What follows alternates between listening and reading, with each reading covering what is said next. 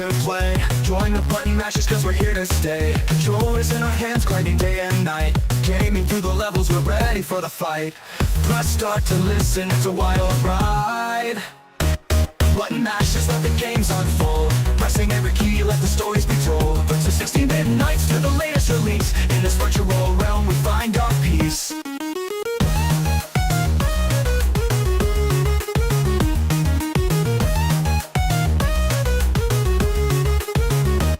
From retro tales to the latest craze, we break down the games and the best of plays. Laughing through the streams with friends by your side. In this gamer heaven, there's nowhere to hide. Level up your thoughts, join the vibe.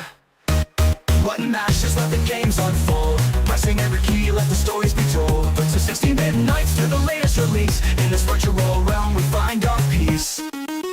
So plug in your heart and join the quest. With the button mashers, you're always blessed.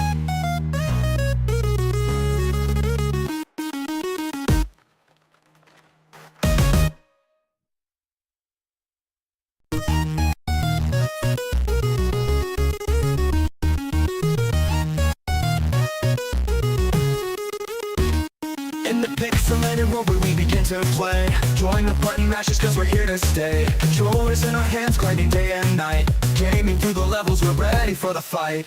Press start to listen, it's a wild ride. Button mashers, let the games unfold. Pressing every key, let the stories be told. But to 16-bit nights, to the latest release. In this virtual realm, we find our peace.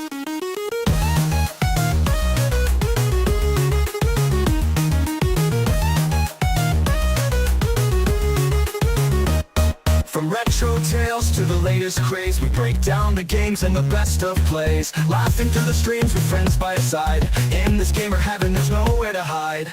Level up your thoughts, join the vibe.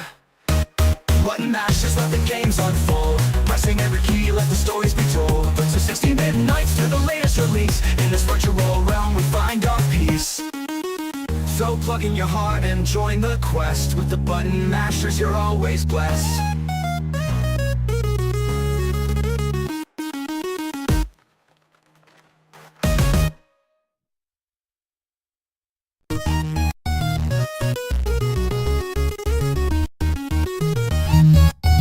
Sounds good. In the pixel. All right. Hello, everybody. Welcome to the very first episode of the Button Mashers podcast, where we talk about games, esports, gaming news, and other gaming-related topics. Hope everyone's doing good today. I think we should probably start off with some introductions, since a lot of you probably will not know us. So the three of us are all streamers, and I am going to pass it over to Bearded Beer Time. Tell us a little bit about yourself and where you stream. Yeah, so my name is Bearded Beer Time, but most people call me BBT. And I do a variety of different streams on Kick, on Twitch, and also on YouTube as well, where I put a bunch of different kinds of content over there. And you can check me out on any of my socials, and all my links will be down below. All right. All right, Val, your turn. I am Valiant Summer. People call me Val, asshole, whatever. Just don't call me late for dinner. Oh, that's bad. Anyways, I stream on Twitch and YouTube. I stream when I can and whatever I can. Like Souls games, first-person shooters, things of that nature.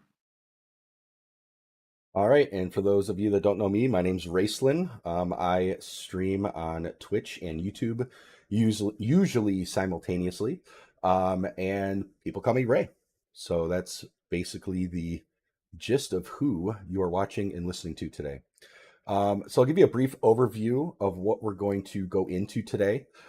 We are going to start with some Diablo 4 and their newest expansion, the Vessel of Hatred, that launched yesterday, and we will probably go over the launch details on that. Hint, hint. We have a segment called Smash or Pass, where we're going to watch a game trailer and gameplay videos that all three of us have not watched yet. and then we're going to put our thoughts in on if obviously we had played the game or not. Then we're going to get into our news section. We are going to go into some Ubisoft news and some Sony news. After that, we're going to go into what's up with Dr. Disrespect. Then we're going to go over just the games that are coming to Xbox Game Pass this month or have already launched this month.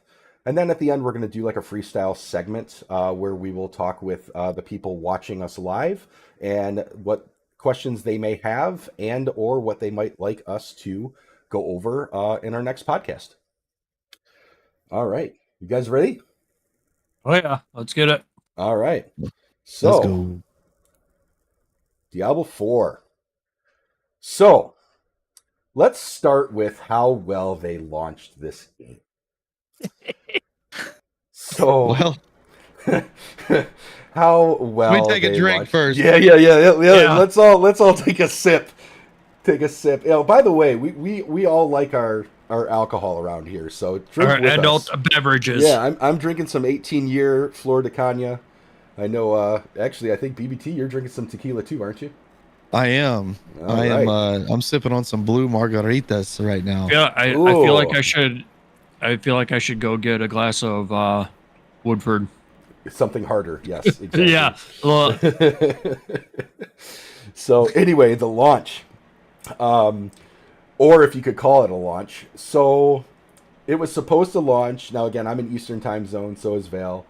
BBT, you're in Central, right? So it was supposed to launch at 7 p.m. our time, 6 p.m. his time.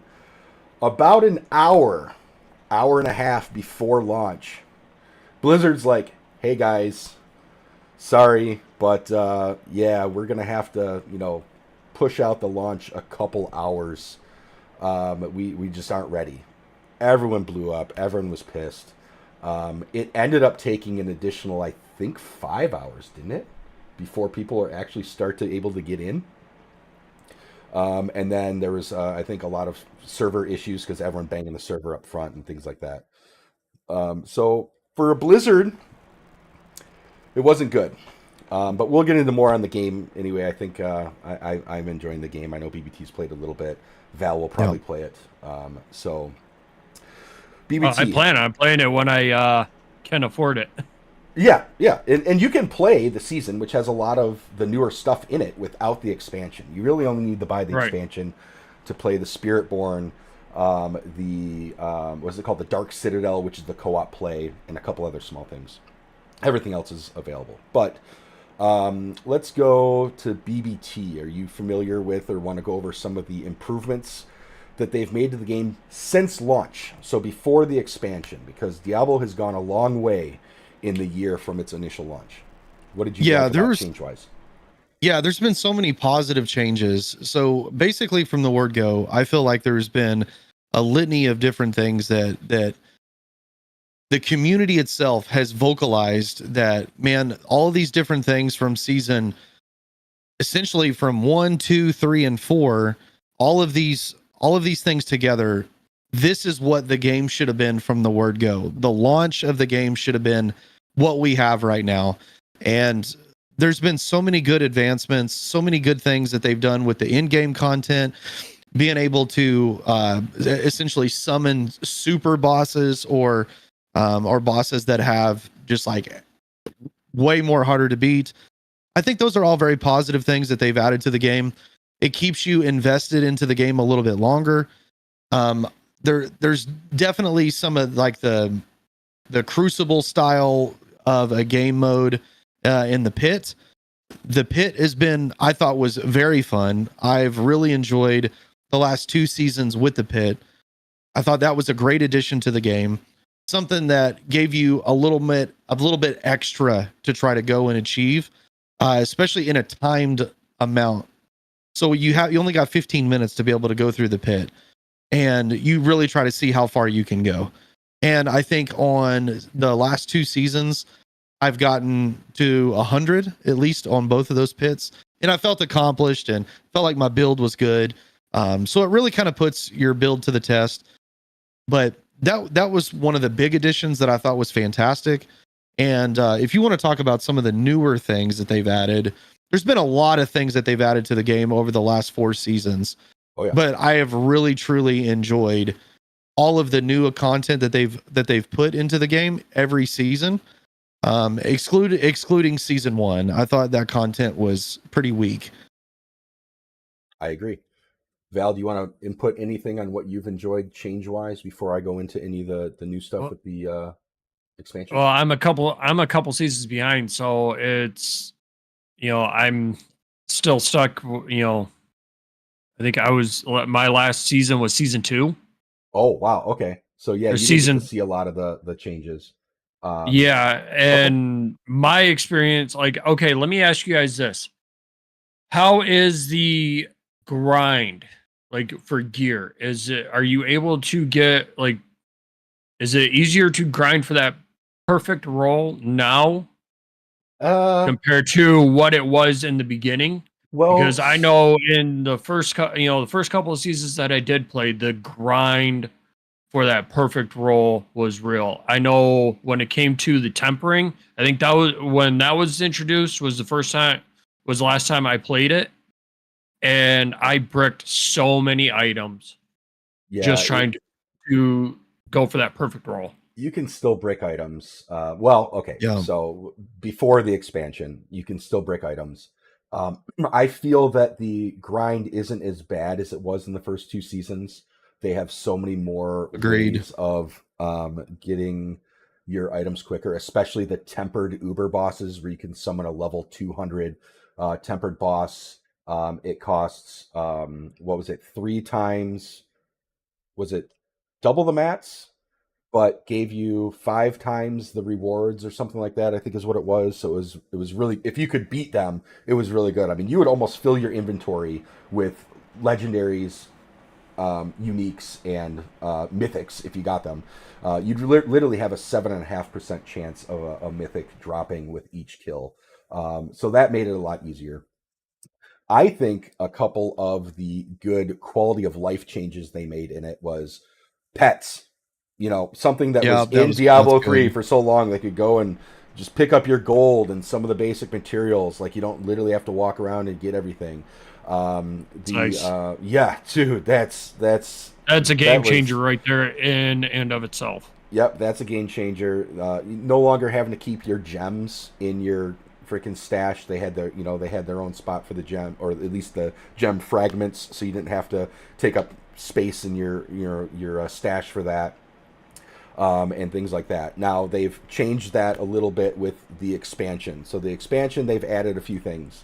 Mythics seem to be easier to get. They're easier to craft. They require half the materials, half the sparks to craft. So it should be much easier to get the mythics that you need for the build, or get higher end mythics with the greater affixes. And then the Dark Citadel is actually supposed to be really fun. I'm like level 35. I haven't been able to get far enough in it, but I have watched some videos on it, and it being an only co-op experience is pretty sweet. I like that they finally added a co-op only experience into a game that was supposed to be kind of MMO style from the beginning. And when the game first launched, you saw all these people around on the map. I'm like, oh, this is fucking sweet. Like, you see all these people, you can team up and kill this thing and do this. And then all of a sudden, everyone got to endgame, and it's all instances, and then the maps are empty because everyone's in the instances. And they're doing a lot with this expansion to keep more people on the map, with the Voidwalker, and some other things, to keep people on the map. So you're actually going to start to see more people around as needed. So I do like that. And one thing to that I thought was a great addition to the game is, because of the Citadel, it's the clan aspect of the game was completely irrelevant. It was essentially just a snapshot of a group of people that you are familiar with and that is a part of your clan, for you to be able to actually just see if they're online a little bit easier. But it didn't really help because you just had your friend list. Yep. So the clan aspect of it just didn't really make too much sense. But now as they start to get more content in there that is essentially co-op dependent gameplay, then that increases the reason to have to have a clan and to be able to utilize the people in the clan. I really do wish that they would make an adjustment to where there was a clan only like event. There was a clan only thing that you had to team up with the people in your clan to be able to do something, because then being in a clan matters. Like, you know, I think Destiny did a great job at this. So Destiny 2 with their clan system, it's like you shared with clan rewards. And as you did raid bosses and different things like that, you had that capability of getting unique rewards that you would be able to drop to you because your clan actually performed something together. And you could, and when it came to the clans in Destiny 2, as you progressed and leveled up your clan, you got higher tier rewards. As you know, right? Like it was there was a reason to do clan events, because it leveled you up to get better rewards at the end of end game content. And I think Diablo could,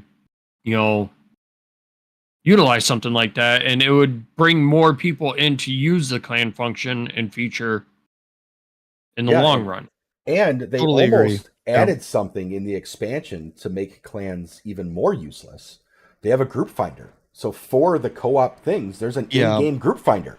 So that almost pushes the clans further. I think, like that, having some sort of rewards, even if it's just like some badass cosmetic, rewards that you could get for, clan featured, goals or whatever. Even if it's the clan, like killing X amount of monsters, like have it at like 1 billion or something for the season. Because if you have a clan of 20 people, you'll kill 1 billion monsters, it'll happen. Just have like full, even though it's not necessarily something all the clan has to do together, just have like these tickers that, when you're logged on, you're always going towards something for the clan as well as for yourself.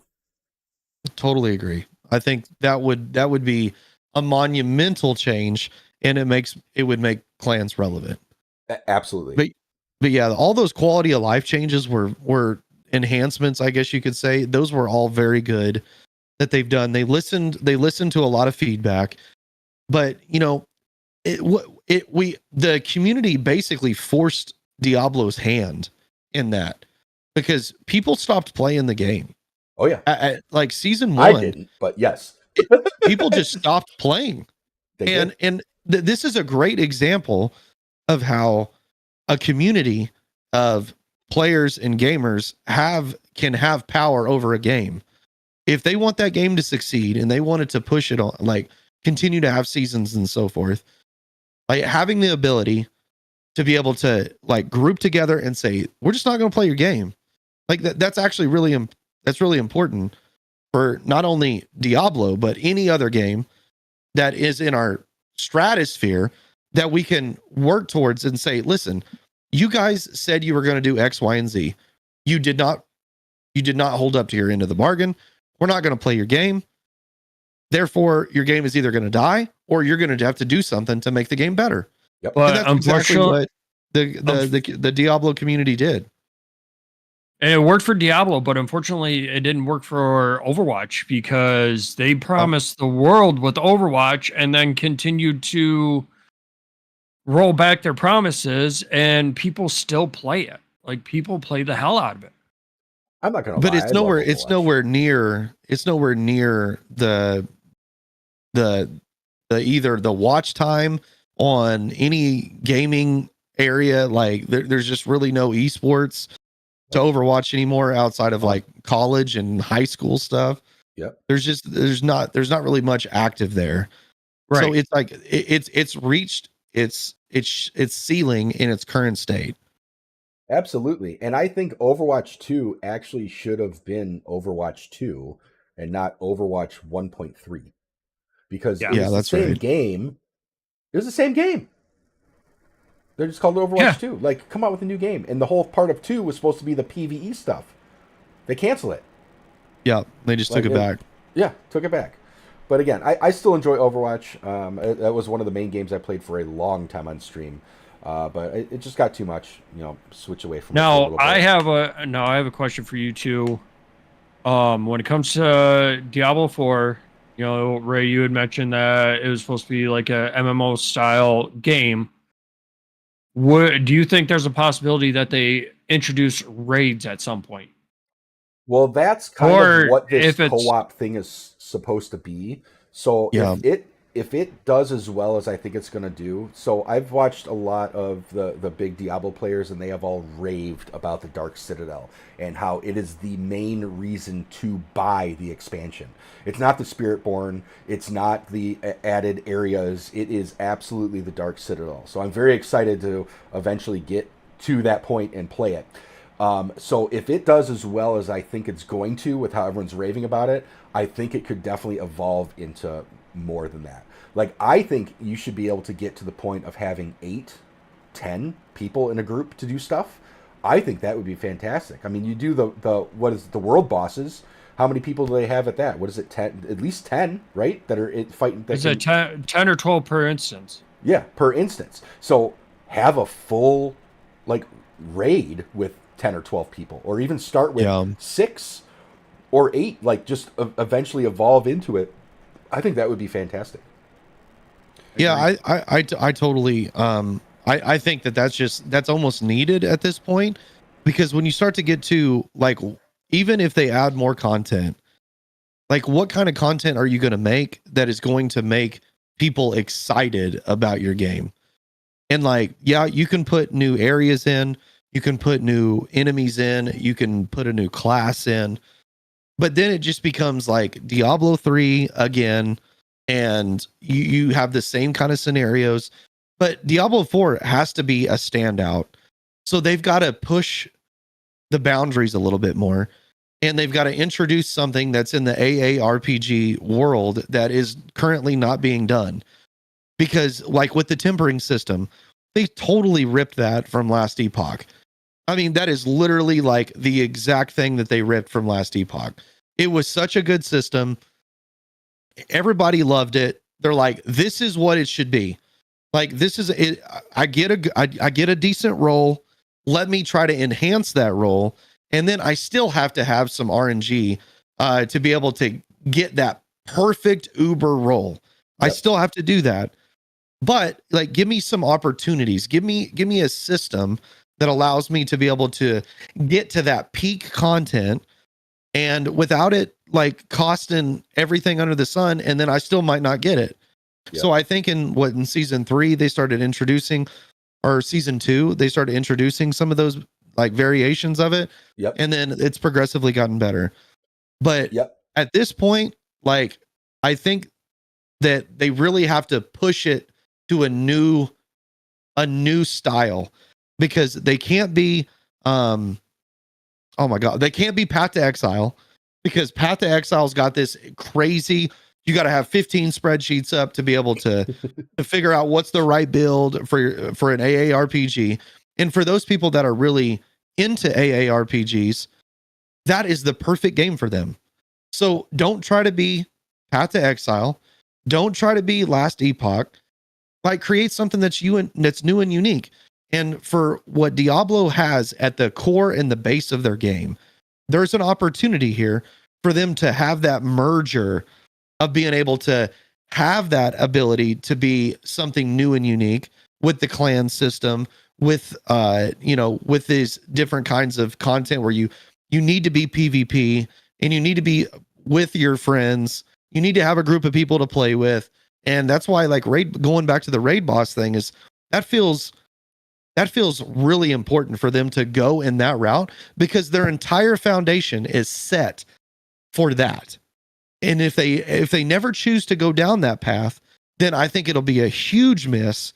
And I think honestly, the community that love Diablo, the group of people that are in their late 20s, early 30s, late 40s, like, I mean, this whole, that's more of a casual gamer that just wants to sit down, play a couple of hours, and enjoy the game, and like separate their lives, separate themselves from the chaos of this life. And that's what Diablo does really well. Yeah. So I think they need to continue to go down that path. Yeah. And in my personal opinion, every single season that they have released, they have improved upon the game. and they just need to continue that. Like, I feel that it was pushed to release, probably from investors and stuff. It wasn't quite ready, and they're like, okay, we're going to launch it now. This is our plan for the seasons, and listening to the community, because a lot of the things they added in definitely were,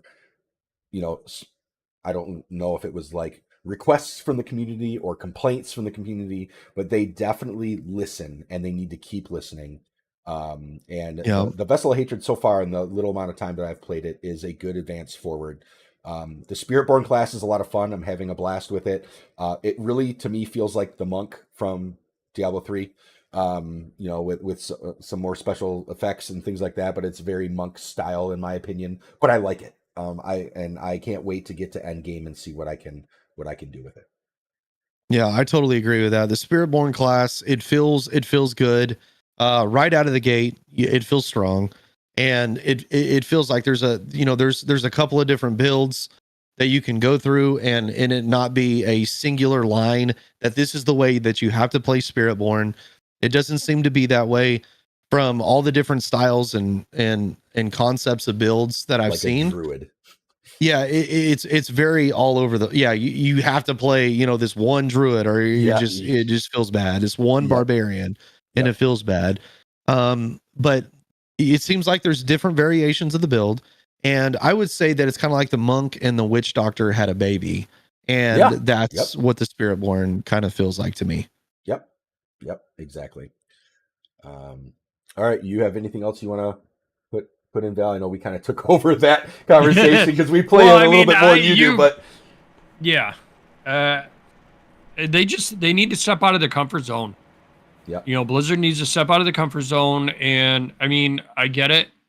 They're doing what they know how to do Diablo, but the problem is that they've got they're sitting, they're like sitting on cruise. Yep, autopilot. That makes sense. Autopilot. Thank you. Yep. And it just, once they start, pushing the boundaries, like BBT was saying, and step out of the comfort zone and start introducing stuff, yes, they might introduce something that is polarizing, that the community might not like, but you live and learn.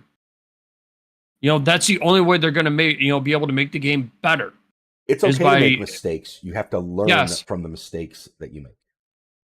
And I think that's what, Blizzard and several other game companies are afraid of doing, is making mistakes, because, it's going to, it's one of those situations where bad press is not always, good press.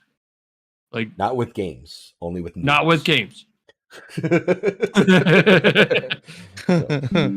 All right, so I think that's good for our Diablo segment. Up next, we're gonna go into our Smash or Pass segment here.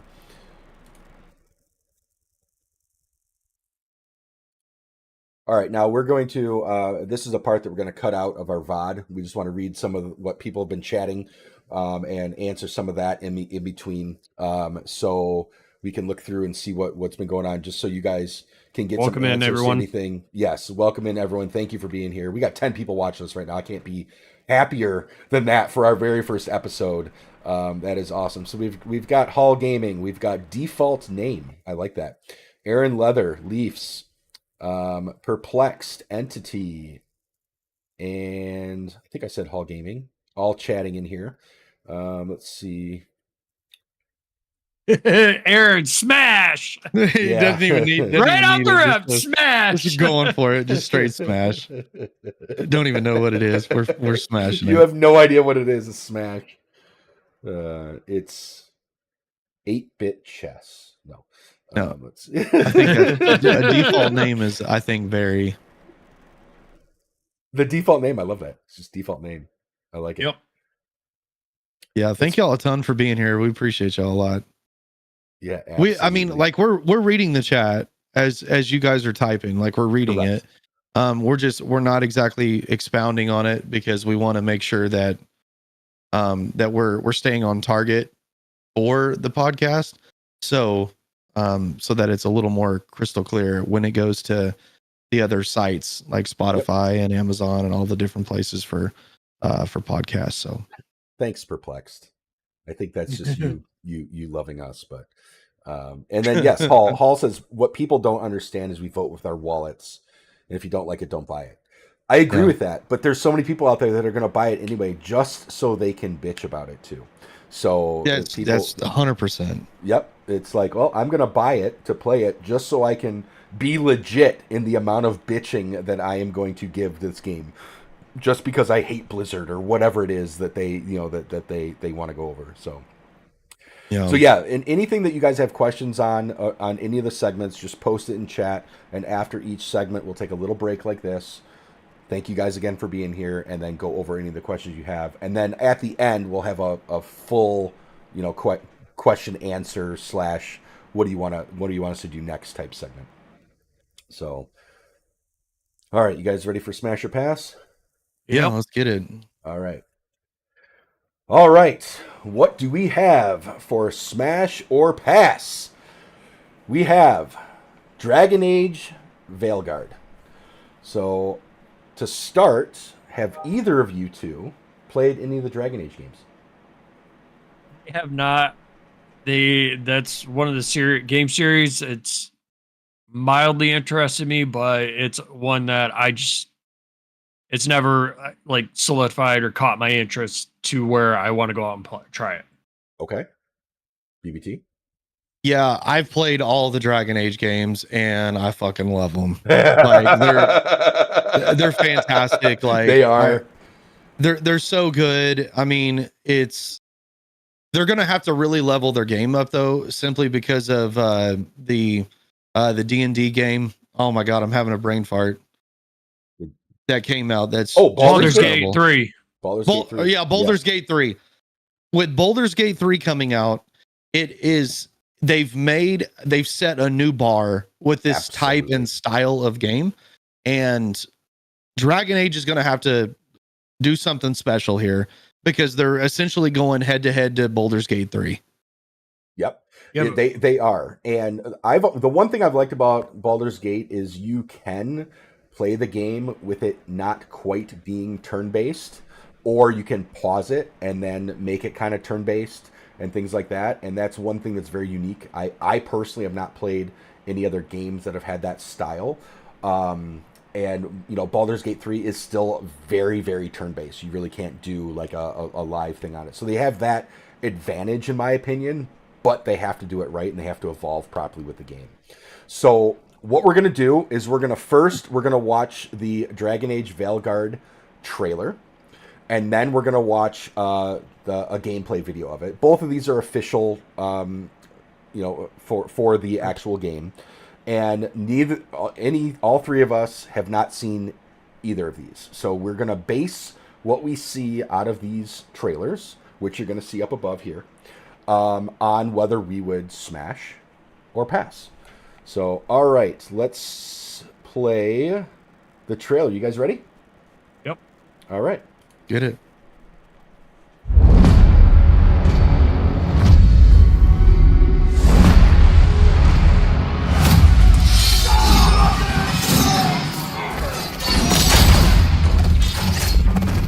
Not looking good, old friend.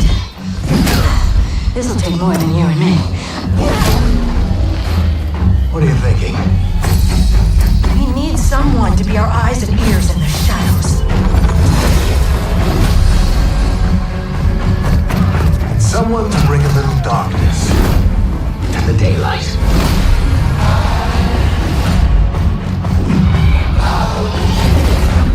We're going into the Fade, aren't we? And digging up a lot of buried secrets.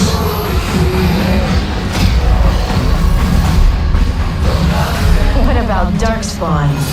Yeah. Someone who will stand between us and a pack of demons. You know there will be dragons. Right. We'll need someone with fire in their blood.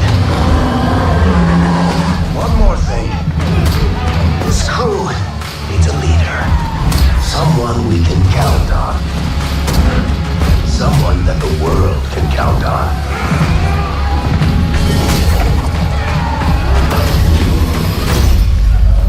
But where are we gonna find them?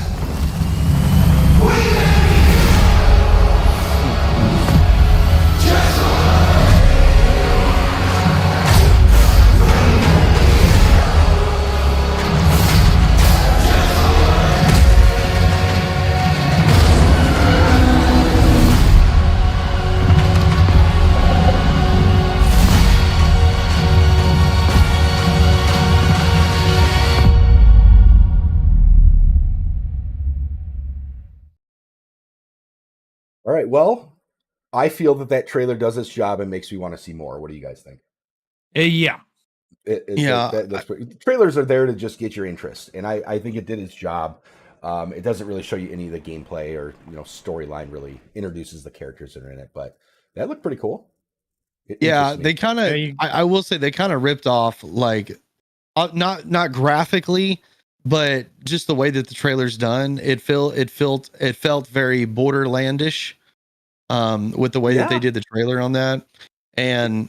Yep. I mean, it feels a little bit of a ripoff on that, but on the flip side, is it still gets me hyped for it. But this is coming from a fan of the game, so yeah, going into it, so it's a little bit different there. Yeah, I mean, it doesn't tell you any time, like someone that's never played a Dragon Age game before, it doesn't tell you anything about the style and how the game works. So that's why we're gonna watch the gameplay video. So coming up next. Gameplay video. Let's go. Nudity. Yes.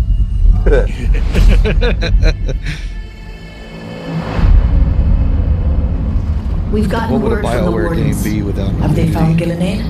Not yet, but they found something else worth killing. One of her blighted dragons. Rook, you made it. Good. Wouldn't miss it. We have unfinished business with that dragon. We've tracked it to a ruined tower nearby. That lair is a death trap. We need to lure her out to have any chance. So we challenge her, draw the dragon out into the open, then attack.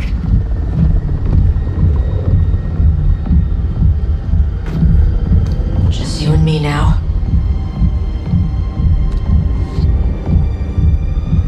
Everyone, get ready! Wardens! Ready ballistas!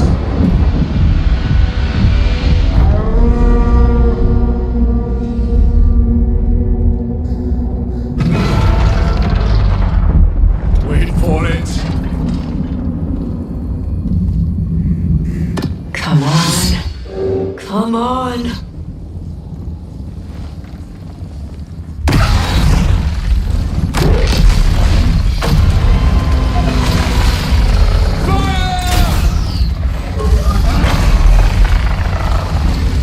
Hit the wings! Force her to land! Second detachment! Flank on the walls! Let's go!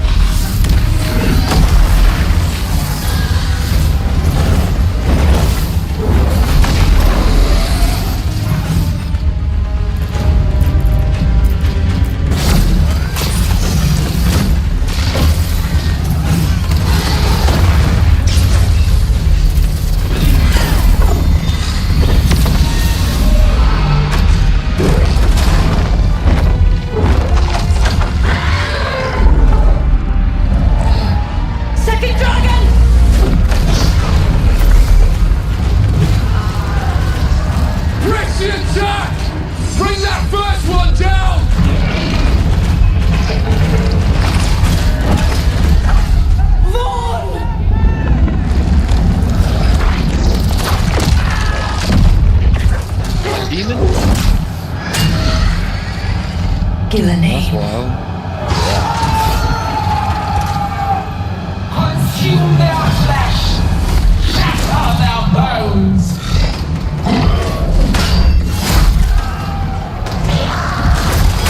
Like even that's Your battle is already lost!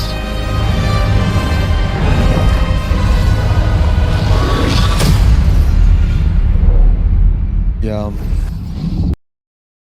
okay. So, as someone who is a noob to the Dragon Age games, do you play? Can you switch in between the characters, or do you have a singular character like let's say So- Skyrim So or a Souls game? So did you see the parts where that menu popped up? Yes, that's Okay, my so that that's was my like- next question. Yeah, so that's like kind of pausing the fight, and those are your teammates, and you can select each teammate and what like you want to cast at that point in time. So you're kind of controlling everyone in your team at one time. So you're in you, but you cannot like I cannot switch from No, my mage to like physically switch to play as the fighter. no, you should be able to do. I believe you can do that. You can. No, do you that. can switch because I think in Yeah. the, Okay. I believe in the trailer you see two different characters that you Yeah. or three different characters that you switch between. Yeah, you can Oh, switch okay. which your main one is, and then you have a select amount of spells that you can have the other ones cast at certain times, and you can even move them to certain spots of the battlefield and stuff if you want. And it's all done through a pause battle screen, which is pretty cool. And I like the setup that they had for that in this one. That was actually pretty sweet. Yeah, they it seemed like they took an approach of more of almost like a Souls feel to it in boss fights at least. Yep. Obviously, we didn't really get too much of a combat outside of a boss fight, but BioWare does the pause system better than any other developer that's ever even attempted to do something like that. Whether it's with Mass Effect or now you're seeing with Dragon Age, you have this pause feature that's a part of the game that allows you to control the AI essentially for every character that you're not controlling directly, and you can virtually switch between them at any given time. I didn't see if there was any kind of like stipulation on when you can switch, which could be kind of interesting. I don't know if I saw enough there that would make me want to pass, but I would initially say that the game looks decent, looks good. The gameplay looks good. It looks fun. It looks, they have a unique take. Dragon Age has a unique take on a party system. So it's like whoever is in your party, that is the people that you can switch between when you go into a battle. Now, depending on which Dragon Age you've played, you can swap people in and out, or you can just have your party as a whole. And I don't know if someone dies that they're dead forever, which I like that concept, kind of like a Fire Emblem concept. Yeah. I don't think that exists in this one by the way that it looks and feels from the trailers. But I mean, being a Dragon Age fan, I'm gonna smash this for sure. I feel the same. I it's been a while since I played a Dragon Age game, but I have played all of them and I loved all of them. So I would definitely smash to begin. And there's definitely nothing in this the trailer or the gameplay that like made me go like cringe and was like, oh god, they put that in there. It looks Yep. like it would definitely be legit. I would definitely try it, and I'm sure that I will play it for hours and hours and hours for sure. Yeah, I'm definitely giving it a chance. Yep. Yeah, Smash it. and as someone who's never played a Dragon Age game ever, I would most likely give this a chance. So yeah, it's going to be a smash for me. All right, sweet. All right, up next we are going to go into Ubisoft news. Yeah, so Ubisoft as a whole, there's a couple of different things I wanted to target here. One of the things that I wanted to go over was that their stock as a whole has gone through a massive massive decline. So their current stock is at $2.83. Oh man. Now, Holy shit. Oh my god. it's down That's that low. far. Now, back in 2021, the stock peaked at around $21.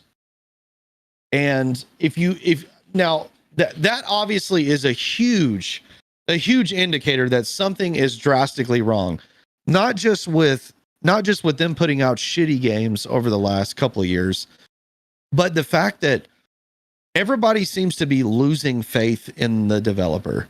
Like Ubisoft is in this state of a dire need for a home run.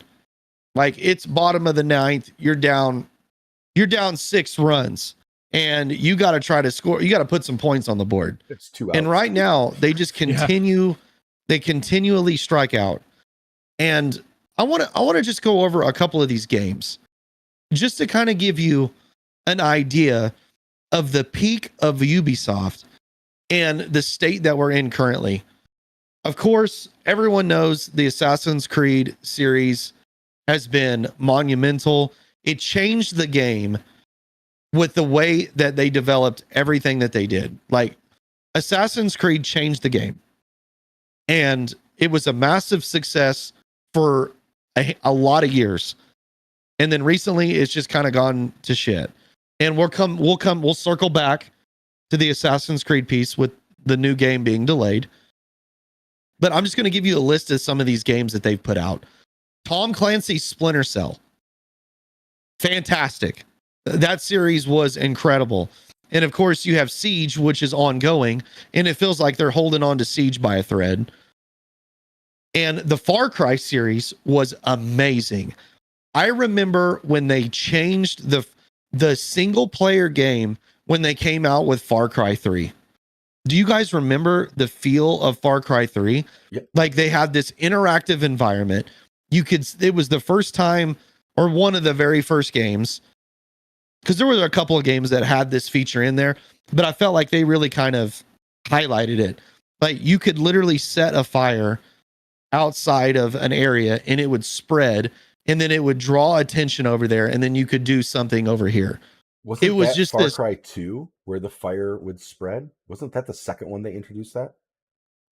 I Because I remember could be wrong. I thought it was 3 when I think you could put No. stuff on fire, but for it the would environment to spread forever. actually be engulfed Okay. by the fire based on what you did. I think they took pretty the sure it was concept from 2. I'm pretty sure it was Far Cry 3 because I don't remember Okay. playing Far Cry 2, and I remember you could, like, if you set off a grenade or something, I next just to remember, and I thought it was 2, and I could be wrong. It might have been 3. I just remember that you could get a Molotov cocktail and you'd throw it in a building, Yep. and there was dry grass next to the building, and all of a sudden the whole entire field would be on fire, and you'd be like, "Well, fuck." What did I just- It's incredible, right? Yeah, like, oh, And what did I just fucking do? It was incredible. Like Far Cry 3 set a bunch of new milestones. And back then, it felt like nothing was off the table because the protagonist in the game was the most iconic enemy of all time. Like from the very beginning of the game, you couldn't wait to kill this guy. He was truly the most psychopathic killer that you felt like you were obligated in this world that you were surrounded by, that you had to take care of this guy, right? Yep. Like, so then you had Far Cry. Then you had other games like Prince of Persia, Raymond, Watch Dogs. You can just go down the list of games. The Rainbow Six, The Division, Rainbow Six Vegas. That was one of the games that I literally switched from being a Halo pro over to being a Rainbow Six pro. And that right there was just this monumental game that I felt like just changed the game.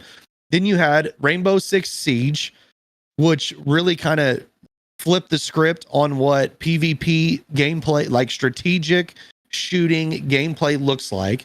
when your direct competition was Counter-Strike, Rainbow Six Siege completely changed the game in the way that you can prepare your, whether you're defending or attacking. You had this opportunity to prepare for the onslaught or the assault as a team. Then you had the Immortals, Phoenix Rising, which was an amazing game. Of course, The Division, Beyond Good and Evil. You had Ghost Recon Wildlands, which I know that there's a lot of people that are still playing that game because it's so fun and it's incredible. The game is massive and just a blast. So it's when you go down the list of all these different Ubisoft games that have been these massive successes, that's what Ubisoft was built on. And then where we're at now, it feels like what they do is they find a series and they run that series completely into the ground, and then they move on to the next series without any kind of new development, new excitement that made Ubisoft unique. Like the way that they did Wildlands, the way that they did Splinter Cell with the stealth combat that was so driven towards having, that was unique. The only other game that was like that was Metal Gear Solid. So they were a direct competitor in that world, and they just tried to make it better. And in a lot of ways they did. But then you see the Assassin's Creed series where it was so foundational for the time when it first came out. And then it, like everything that people complained about in Assassin's Creed 1, they fixed it in 2. And then they did Brotherhood, and then they did Assassin's Creed 3, and they just kept making it better. And then out of nowhere, it just kind of all went to shit. And then now we have the Assassin's Creed game that they have to have this game hit a home run. I mean, it feels like this is do or die for Ubisoft, is being able, or for Ubisoft to be able to get to that point where Assassin's Creed is good. And now this huge delay that I believe they delayed it until February. Now we're 14th. At that spot where it's just, I don't know. They've got to do something crazy. They're targeting that game. They're targeting single lonely people for their launch. February 14th. Are you gonna call me out, Ray? Hey, just so it was like I wasn't calling you out specifically. You're not the only one. There's got to be at least one or two other people out there. So now the yes, and what I want to comment on that is yes, they have fallen into this pit that and yes, Assassin's Creed is their make or break. And I'm going to be honest. I have yet to ever play an Assassin's Creed game. That's one thing that I've never played. And I don't know if I want to play this one until I see what the reviews are, because this is also fallen into this pit. And I don't know if I want this to be my first Assassin's Creed game to play. I want to go back and play them all. But if it doesn't, I mean, I know their stockholders, aren't their stockholders like asking them to sell to what's that Chinese company? Tencent. Tencent. Yeah, they want them to sell to Tencent, which is trying to buy up everything right now. So I'm sure they'd buy them. But is Tencent going to do what we need with Ubisoft to keep them alive? Probably not. They'll probably just, burn them into the ground. The only Ubisoft game that I like right now, and that's very controversial for a lot of people, is XDefiant. I actually really enjoy XDefiant, but the player base is dropping off fast, and it's in their second season, and I know Ubisoft said that they are dropping support if they don't increase their player count by season 3. And some of the changes they're making to it are better. I think, Val, you were telling me that they changed the, the entry level? What? Yeah, what is it? The welcome playlist, where, you get to, from level 1 to level, originally it was from level 1 to level 25. It was like an intro to the game. Yeah, you only played with other people up to level 25. Yes. And then after that, they threw you to the wolves. And now, I enjoyed the game, but I do not enjoy going up against someone who is 300 levels higher than me. That just, because it's just not fun. Yep. When you consistently are playing against the same people that are in triple digit levels and you're trying to grind out to level 40, which that was one of the updates in the new patch notes. They said they updated the level cap to level 40 so that you can For the Well, welcome one- playlist. yeah, for the welcome playlist. Okay. Now, I agree, I welcome that because it has not been easy getting from it was easy getting from level 1 to level 25. Yep. For me, level 25 to level 35 has been horrendous. We Yeah, have so I played mean, I think multiple- it's good. Oh, sorry. No, I was gonna say we have played multiple games where it has been nothing but, we would get, you and I would jump in and we would be the only two that would be, Under level two, 250. yeah, exactly. And it's like all those players would be on the opposing team. Yep. I'm Yeah. not saying that they need to introduce skill-based matchmaking because we got, everybody knows how abysmal that is. Yeah, and there is skill-based matchmaking in ranked, which is where it should be. And them changing it to level 40 for the welcome playlist allows you to play and get to level 40, and then you have the choice of, do I want to get run over and play against people that are really good, or maybe people that are not in the unranked, or go into ranked and actually play people that are at my level. Now, I think I'm level 47 now, and I've played some ranked, and I can definitely say that the ranked mode is way more even than unranked. Because it's only 4 versus 4 instead of 6 versus 6. And I have not played with anyone on my team or against me that has been higher than silver, with me being in bronze, because I've only played a little bit. So it's legit. You do not get run over like you do in unranked. But that grind to 40 is really bad, for sure. And I think that could be a reason why the player base is dropping off, because once you hit 25 and you're getting thrown to the wolves. You get like, fucked, there's- literally Yeah. bent over a fence and fucked.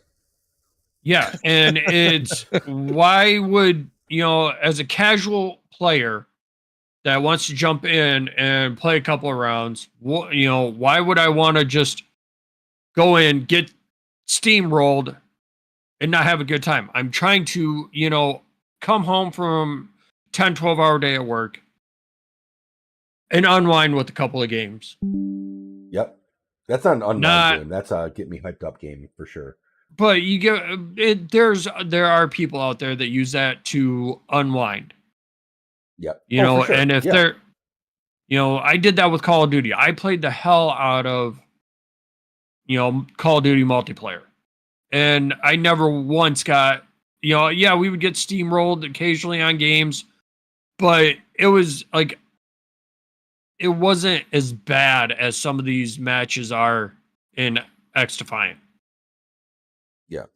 And So X Defiant I'll- is I'll not give their you- game to get them back on track. It's by No, any means. I agree with BBT. It's going to need to be this new Assassin's Creed game, which I'm actually looking forward to. I'm looking forward to this being in feudal Japan. I've played a few Assassin's Creed games. I haven't played all of them. I played a little bit of Valhalla. I played Black Flag. I'm sure those aren't like the, top tier go-to entries for, introduction entries, but I enjoyed both those games. And I am a huge fan of Japan and the Japanese culture, so I'm looking forward to this. And I don't, go ahead. No, I was just gonna say that, like, going back to X Defiant just real fast. I've never played it, and it was mainly because you had to buy the game at the beginning, correct? No, it's free to play. Oh, you So mean when it first launched? Yes. Oh, I don't know. It launched May of this year. And we started playing it a couple months ago now, Val, and it was free to play. Yeah. I don't think there was Okay. I don't think there was Okay, a so it purchase. was never a purchase. Well, so, and they had a direct competitor with the finals. Yep. And Which I played found too. the finals to be a new take on a first person shooter. And I get it that X Defiant was trying to go against like your basic COD, and it was Ubisoft's way of trying to combat Call of Duty. And it felt like there was no hype behind it. There was no desire to play it. And then you have other games that Ubisoft has come out with, like Skull and Bones, which was a massive flop.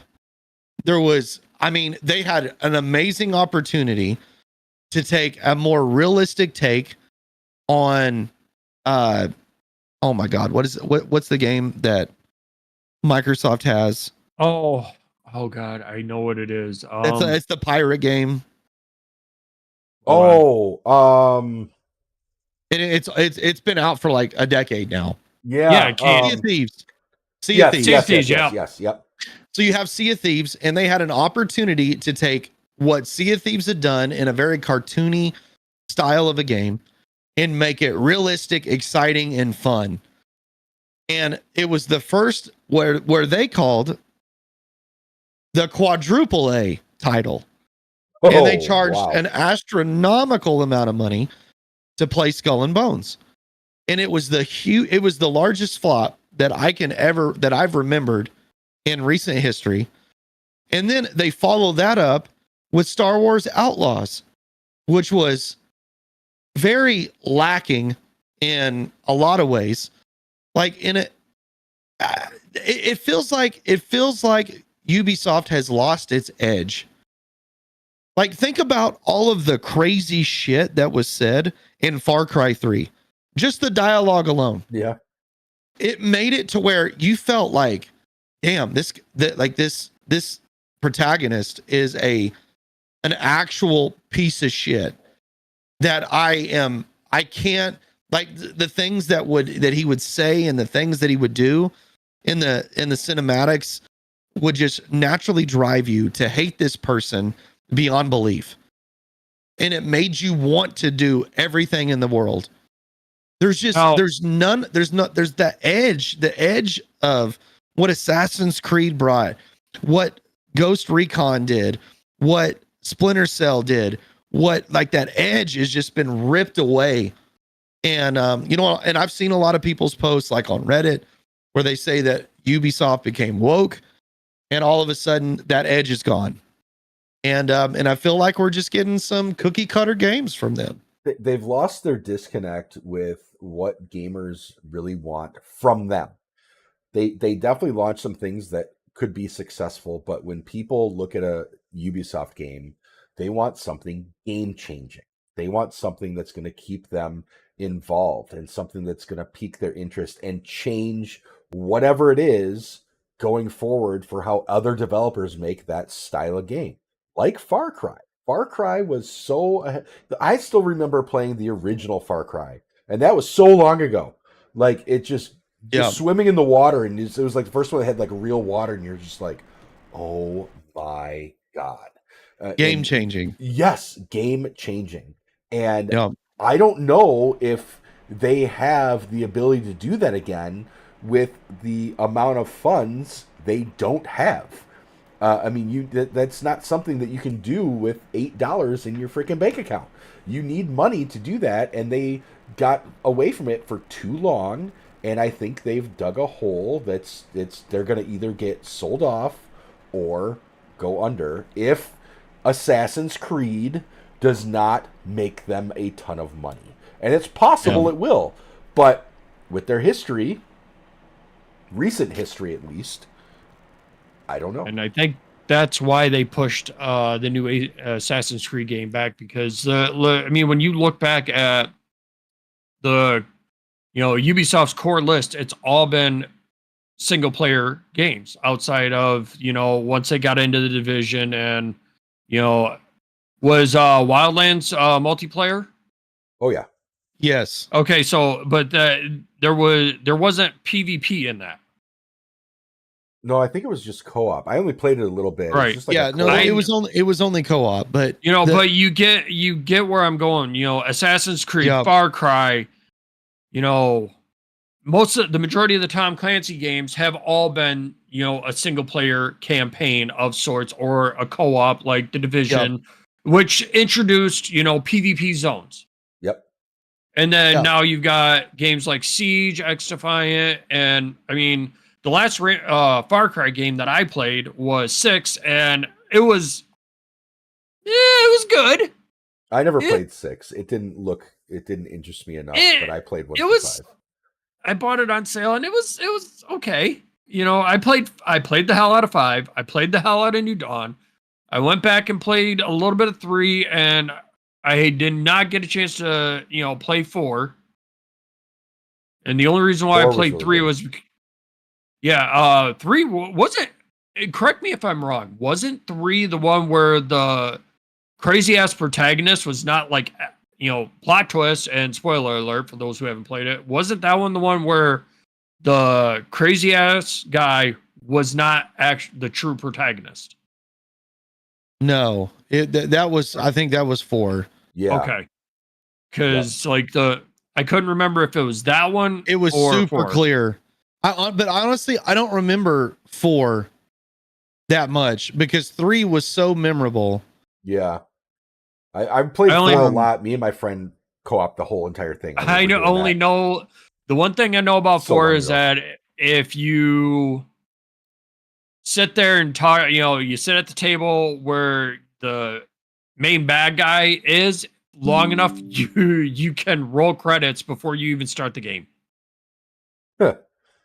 That's about all I know about 4. Yeah, so Far Cry 3 was the guy that he had a mohawk, Yeah. and I'm like struggling to remember his name. I just wanted to Voss. fucking kill him. It was Voss something. There you VAS go. or VAAS. Okay. That dude was Yeah. that He dude was was nuts. so bad. So I guess in the end here, you know, they're pushing out a Assassin's Creed. I am 100% okay, and I actually prefer developers to push a game out if they don't think it's ready yet. I don't care if you push it out 2 years. If you want my money and you don't think the game is done yet, push it out. Their problem most of the time is the shareholders. They're like, we need the money now. We need to show profits now. So that's why the gaming industry's changed so much, and a lot of these companies are turning into Ubisoft because they are like, well, we want to do this, and this. Well, put the game out now and just make money now and then fix it later. And it's like, well, if you fix it later, it doesn't necessarily mean that those people are going to come back. You might lose all those people or, you know, whatever happened. So Now, okay, real quick, do we want to touch on a little bit of the other controversy with it regarding the new Assassin's Creed game sure. with the protagonist? I don't know anything about it, but if you guys want to talk about it, for sure. Okay, BBT, do you know anything about this controversy? Yeah, I saw a little bit about it, but you sounds like you know more about it. So go Well, for it. I don't know. I don't remember the characters' names, but I know there was a lot of outcry because the main protagonist, one was a, you know, gentleman of color, and the other one was a female. But based on the historic events, those characters were true to that period in that area. So I think that was, you know, I think when it comes to, you know, like some of the core people bitching, I think that one was a miss on, you know, so I'm hoping that those core people, when the game officially launches, are, you know, hushed, you know, silenced compared to, you know, the rest of the gaming sphere as a whole. Yeah, to be fair, I haven't looked too much into it. Yeah. All right. Is there anything else that we want to talk about Ubisoft, or should we move to Sony? We are going way longer I think- than we expected. At this I know. point. I forgot how much yeah, we love to talk. I know. I would like to take a quick bio break if possible. Okay, that's fine. And- we can do a bio break, and then we'll talk with chat real quick, and then we'll go into Sony next. All right, we will take a short break. We'll be right back. Yeah, dude, I'm about to piss myself. You're not the only one.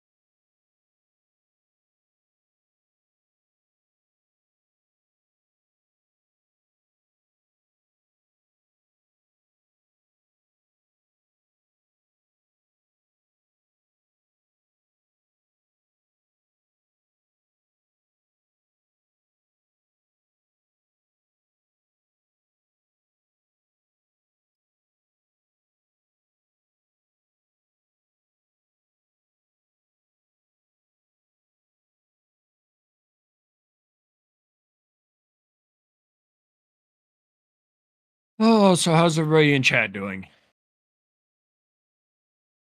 Doing good? How are you? How are you guys enjoying the show so far? That did feel good. All right. Yeah, my eyeballs are floating.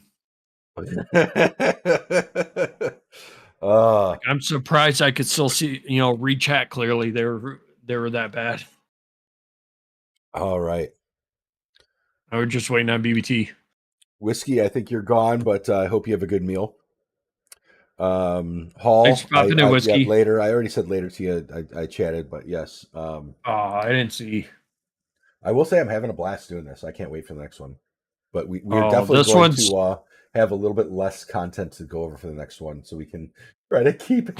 Yeah. Because I'm gonna try and rapid fire this segment a little bit. Yeah, I don't think 'cause there's as much to talk about in the next segment. And then there's a lot of releases. coming Okay. up, but I'm just gonna touch on those a little bit. Yeah, I mean, yep, that's true. And then the Dr. Disrespect news should be fairly quick. I don't think we'll go into that very much.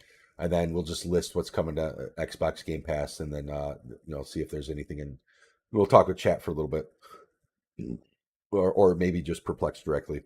And then we'll we'll go from there. So, all right, BBT has officially drained the main vein. So I think that's we're, right. Well, so you know what's so funny? I need to go back and probably correct this, but I kept saying protagonist, but it's the antagonist. Yes.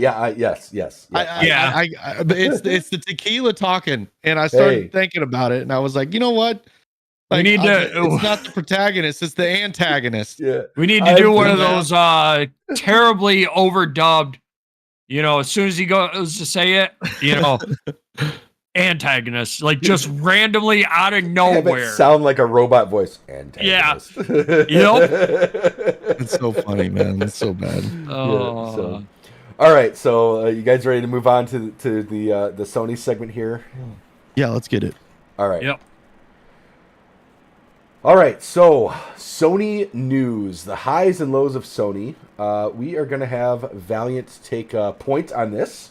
So what you got for us, Val? All right, we're going to do this the good, the bad, and the ugly. Okay. So the good is Sony had their recent state of play just a couple weeks ago, and they announced a ton of games, one of which we talked about in Smash or Pass, Dragon Age Veilguard. But some of the other ones that I wanted to touch on, there's some new spooky games coming out, like Fear the Spotlight. That looks like a interesting one. It's kind of almost like an 8-bit game. Ghost of Yotei, which is a spiritual sequel to Ghost of Tsushima. Okay. They're remastering Horizon Zero Dawn for PS5 and PC, which yeah, but that game I think that's so a win. Yeah, That game looks so I good. Do they don't- need to remaster they don't- it? No, I don't think they do. For Well, you PC know, though. yeah, for PC, I understand remastering it, but for PS5, when the PS4 version still looks amazing. Anyways, Arc Age Chronicles is an online action RPG. It looked to me similar to like an Elder Scrolls Souls style game. Hell is Us, which is another like very arcane soul style game. Legacy of Kain Soul Reaver 1 and 2 remastered is coming. That one's good. That should be interesting. Anybody here played any of the Metro games? I have Like not Metro- actually. I actually purchased a bunch of them on a deep discount and wanted to play them, but I have not. I've heard they are really good games. Well, Metro Awakening is coming to the PS VR. So Ooh, that one, could be that interesting. that could be, yeah. For our Near Automata players, the Stellar Blade DLC is dropping. Has anybody gotten a chance to play the Teenage Mutant Ninja Turtles game that just come out not too long ago? I know I played the hell out of it and I loved it. Shredder's Revenge or whatever it's called. Yes. I have not, but I did want to. Yeah. I love that one. And they've got a new DLC coming out where they're introducing a female turtle. So What? I don't know how that one's going to work. Yeah, I don't know how that one's going to work out. Alan Wake 2 DLC, and then the PS Plus games that they announced for this month are WWE 2K24, Dead Space, and Doki Doki Literature Club Plus, which that is a phenomenal game. I've not played it. I've seen videos on it, but I've not played it. Okay. All right. So we come to the bad. PS5 Pro announcement. So what you are getting with the PS5 Pro is an upgraded GPU, faster RAM, a 2 terabyte SSD, and a CPU with the ability to boost. It is only a digital version. I know from what I'm understanding, all the disk drives, like external disk drives, have sold out across the board. Yep. So I personally, as a PS5 owner, do not see the point in spending an additional $300 for the PS5 Pro for those nominal upgrades when you can get the same system for $399, or you go with the disc version for $450. So this is, I think, what Sony is trying to do with the PS5 Pro is make people think that they're actually going to get 8K games. Not going to happen. There's no way it's going to happen unless you're going to get 8K Tetris. Is the only way that you're going to get an 8K game out of a console nowadays. And they're adding more PC only features. So you're going to get a lot of the games that are actually going to Like be able ray to do tracing. full ray tracing, 60 frames a second, which is But you gotta have unable to be done on a console correctly as of yet. So for I think the Pro is geared towards your hardcore visual need. I need to see all the eye candy people. Otherwise, I think this is going to do be. I think this is going to be. This is strictly geared for the Sony fanboy and fangirls out there that have to have the latest and greatest Sony tech. This is, something that, I don't see. I only see this as it's a beta test for the PS6. Yeah, it's a stepping stone. It is. It's a filler. They did this with the PS4 and the PS4 Pro. Yep. I mean, there's the only time we as gamers got a substantial jump when it came to things of this nature is when Xbox was still was still in the console race a little bit.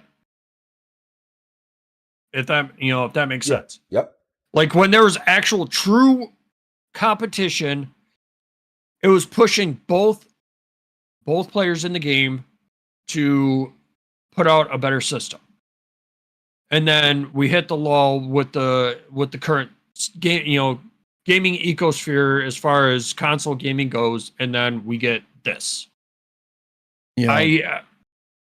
Man, I'll be honest with you. Like, I've always been more of a Microsoft guy myself, but when I look at this entire scenario and I think, just buy a PC, man.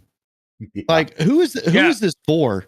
Because I get that if you're a console player and you want ray tracing, like you're at the price point between the PS5 and the PS5 Pro. If you bought both of those consoles, like you're not quite at the PC price to get ray tracing, but you're not far away. Yeah, you're in And the ballpark. That's for sure. You're in the ballpark, right? But I don't understand who this is truly for. It's for this, like I said, the Fanboys. Sony, the hardcore fanboys. The only reason why I got a PS5 was, well, one, I kind of stumbled into it. But at that point in time when I bought it, it was when it was still new and you couldn't get Sony games on Steam. You couldn't play God of War or God of War Ragnarok or Spider-Man on PC. It was only Sony exclusives, and that's the only reason why I wanted a PlayStation. Otherwise, I'm like you, BBT. I am a Microsoft fanboy. Not quite true fanboy, but I have had, Xbox 360 all the way up to, I haven't gotten a Series X or anything like that, but, that's where my loyalty, I guess you could say, lies until it comes, when it comes to all the other games that are cross-platform. Outside of that, I can see why having a console, especially when they're launching the Sony exclusives on the PlayStation 5 first. But when they do when they coincide PC and PS5 releases, I'm going to buy PC. Simple as that. Which which segues into the ugly. Okay. Concord, the $400 million flop. BBT, you said, talked about a game that you thought was the biggest flop. No, this is the biggest flop we've had in years. Yep. It was. Exactly. So, okay, it was so supposed to be an Overwatch competitor. Yeah. The game It's called Concord. It was called Concord. It took them 8 years to develop and $400 million, and it was supposed to be the Overwatch killer. Before the open beta even come out, it was billed as the Overwatch killer. It was officially on the market for what, 12 days? 14 days. And Steam users, so Steam players peaked at 697 people. Dear God. We played No it. wonder So I we didn't played hear it on about my it. stream when it came Right. out. Or it was the beta, so we didn't have to buy it because I would have been really mad if I paid $40 for this game. You said it best. We gave it an hour's chance, and that was 59 minutes too long. Exactly. Yes, we played it for an hour, and that was 59 minutes too long. Exactly. And I'm like, I'm not paying $40 for this. Sony refunded every single person that bought the game. They should. Well, they should have. That's how bad it. Okay, so there's a lot of people, and we know someone, that is under the impression, that this game is a casualty of go woke, go broke. You can take that as you will. I feel that of the $400 million budget that they had on this game, they spent more money on backstories and lore and character development and nothing on the core gameplay. No, See, the gameplay was clunky I mean, as fuck. See, that's where we're going to with video games, is that, like, ultimately video gamers, people that play the games that these companies are putting content out for, it's blowing my mind that the game, they're just so out of touch. I mean, it goes back to the CEO's tweet, or his email that got leaked, saying that, you know, the different kind of people that thought the game was great, like on Outlaws, and then ultimately no one liked it. The problem is like, the game, who gives a shit about X, Y, and Z? Make a good game first. Yeah. Make a good game first, because at the end of the day, you're playing a game. And if the gameplay sucks, nobody wants to play. Like, if the gameplay sucks, no one's going to buy it. Period. Yep. I don't care. You could have the greatest story ever. You could have the greatest backstory. You could have all this lore and cool shit in it. But if the gameplay sucks, dude, what are we doing? All right, everybody's played Overwatch here, correct? Correct. Yes. Okay, so to put it into perspective, when you jump into a game of Overwatch, the majority of the characters, they all have the same relative run speed, correct? Yeah. Yeah. For the most I'd part. say that, yeah. When you went into a round of Concord and you played a tank, you were you were a hulking monstrosity, and it was super cool to jump, play as a character that was fast. It's supposed to be like a fast DPS, and you look up and you are literally looking up at this 10, 12 foot tall behemoth next to you. But that behemoth of a tank walks so slow that by the time you actually got into any type of engagement, you were already dead. Yep. It was so bad. There was a few characters that felt all right as far as, gameplay is concerned, but a few characters that feel, that run all right does not carry a game that's supposed to be billed as a competitor to an already established game. Yeah, I just when we've gotten to this weird point to where developers are slowly becoming out of touch with their player base. And reality, that's real. Yeah, that's like, in reality, they're losing touch of their player base, and it's getting exponentially worse. It is, and it's getting to the point to where it's like, why would I play your game? Like, what's drawing me in? And that's why I don't give a shit about 99% of the shit that developers are putting into games. That is why indie games are doing incredibly well right now. It's because that is a gamer making a game for other gamers. Yeah, that's it. Yeah, that's it. Because, and I think and the whole like woke thing is just a part of it. Like, I'm literally playing video games to escape all of this shit. Yeah. Like, I'm literally playing a game to remove myself from the reality that is this chaos that is happening. Like, I don't need more of it in my life. I want to just enjoy the game that I'm playing, and that's it.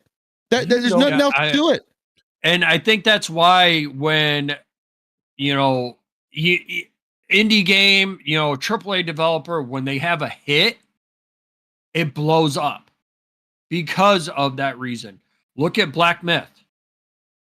That had what record did it set? Single highest, game or release sales for Steam. And I mean, I'm currently playing it and I love it. And there's yes, it's got its faults, but when it released, it was setting records financially. I mean, look at Stardew Valley. I Oh mean, my you God. can go down the laundry list of video games. Well, Owl and- World, So like all of these games. Go ahead, Ray. yeah. So I just want to. There's one thing that used when I've been a PC gamer since I had a Pentium 75 PC. All right, that's probably before you were born. But anyway, it was. I and the one thing that used to be in almost every big release game that was out back then and has fallen off, game demos.